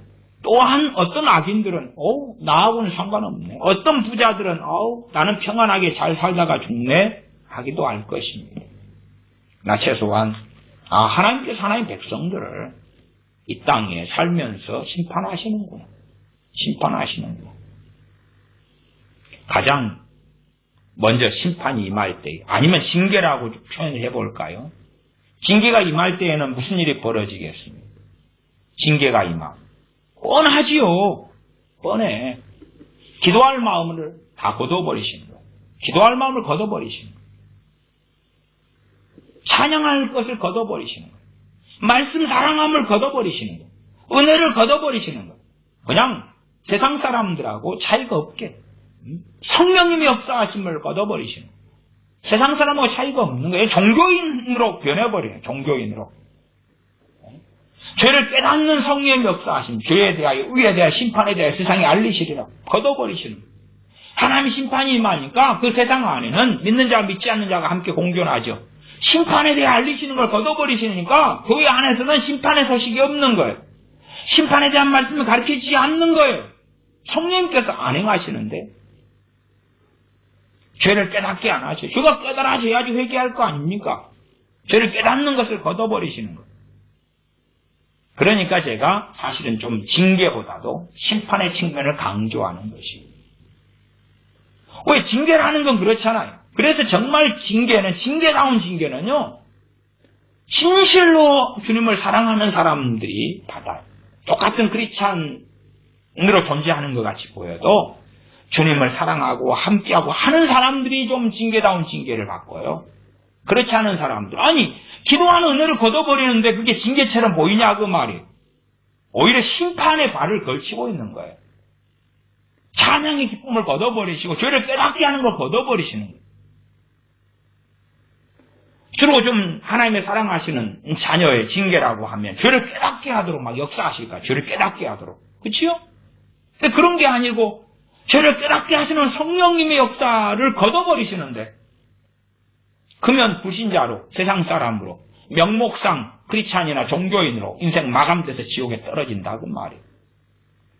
그러면 정말 많은 사람들에게 하나님의 심판이 도래해 있다 하는 말씀을 드립니다. 딱 하나 더 데살로니가 후서 1장. 앞 시간에 데살로니가 전서라고 말을 잘못한 것 같더라고요. 데살로니가 후서 1장이죠. 후서 1장만 조금 보겠습니다. 그 말씀 마무리합니다. 데살로니가 후서 1장 4절 5절 4절 5절 제가 읽습니다. 그리고 너희의 참는 모든 핍박과 환난 중에서 너희 인내와 믿음을 인하여 하나님의 여러 교회에서 우리가 친히 자랑합니다. 데살로니가 교인들은 믿음이 좋았어요. 그런데 그들이 뭘 당했냐 그러면 핍박과 환난을 당했어요. 핍박과 환난. 그리고 5절로 가면 이는 하나님의 공의로운 심판의 표다 그 말. 데살로니가 교인들이 환난과 핍박을 당하는 것이 뭐예요? 심판의 표다 그 말이에요. 세상 사람들에 대한 이야기가 아니라 이 깨어있는 데살로니가 교인들이 모든 환난과 핍박을 당하는 것이 하나님의 공의로운 심판의 표시다 그 말. 세상에서 살 때에 데살로니가 교인들이 심판받는 거예요. 그 심판의 결과로서 데살로니가 교인들에게 환난과 핍박이 닥쳤다 그 말이에요. 그 이유가 뭐냐? 5절 너희로 하여금 하나님의 나라에 합당한 자로 여기심을 얻게 하려 함이니 그 나라를 위하여 너희가 또한 고난을 받느니라. 합당한 자로 여기심을 받게 하시려고. 그 가운데 너희는 심판받아야 되는데 그걸 받는 가운데 너희가 주님 부인할 것이냐, 정금같이 나올 것이냐 보여봐라. 그런 가운데 환난과 핍박을 잘 통과해 갔던 교회가 데살로니가 교회였습니다. 6절로 가면 너희로 환난받게 하는 자들에게 환난으로 갚으시고 또 이렇게 가죠. 또 이렇게 환난받게 하는 자들은 환난으로 갚으시고. 참 망상 중에 하나가 순교자의 피가 흐르면 막 부흥이 온다 그런 이상한 이야기들과 사례들을 가지고 많이 주장하죠. 환난받게 하는 자들은 뭘로 갚으신다고요? 환난으로 갚으시는 거죠. 환난으로. 선지자들을 죽였으니까, 주님을 죽였으니까 환난으로 갚으셨죠. 환난. 환난이 뭐예요? 유대인들에게 환난은 나라가 잃어버리는 거죠. 나라가 잃어버리는 거예요. 뿌리가 없는 거예요. 떠돌이가 되는 거예요. 도망자가 되는 거예요. 환난이죠. 환난받게 하는 자들에게 환난으로 갚으시는 거예요. 사도 바울이 예외가 되었나요? 교회를 핍박했기 때문에 그의 평생의 환난이 따라다녔어요. 베드로 사도가 주님 3번 부인하고 저주까지 하면서 부인했기 때문에 그런 환난 속에서 순교당했어요. 마찬가지입니다. 다윗의 범죄를 통하여 그의 가문, 집안에 일어나는 자녀들에게 일어나는 평지풍파는 말할 수도 없어요. 우리가 어떤 하나님을 섬기고 사는지 명심하는 것이 중요합니다. 기도하겠습니다. 아버지 하나님, 하나님의 백성들, 그리스도인들 믿는 사람들에게 이 땅에서 하나님께서 징계하시는 것, 징계를 넘어서서 심판하시는 것 등을 살펴보았습니다. 하나님의 심판에 대하여 덮어버리거나 눈을 감은 자, 소경, 혹은 자신은 심판받지 않는 것처럼 생각하며 담대한 악에서 벗어나서 이 땅에서 하나님께서 징계하시고 진노하시며 때로 우리를 바라보시며 시험하시며 또한 심판하시는 것을 기억하고 명심하고 나아가 개인의 심판만이 아니라 국가나 민족이나 지역에 대한 심판도 우리가 기억하고 두렵고 떨림으로 구원을 이루며 하나님 앞에서 살게 하여 주시옵소서. 우리 주 예수님의 이름으로 기도하옵나이다. 아멘. 축도하겠습니다. 이제는 우리 주 예수 그리스도의 은혜와 아버지 하나님의 크신 사랑하심과 성령님의 교제 교통하심이 하나님의 자녀들에게 영원토록 함께 계실지어다. 아멘.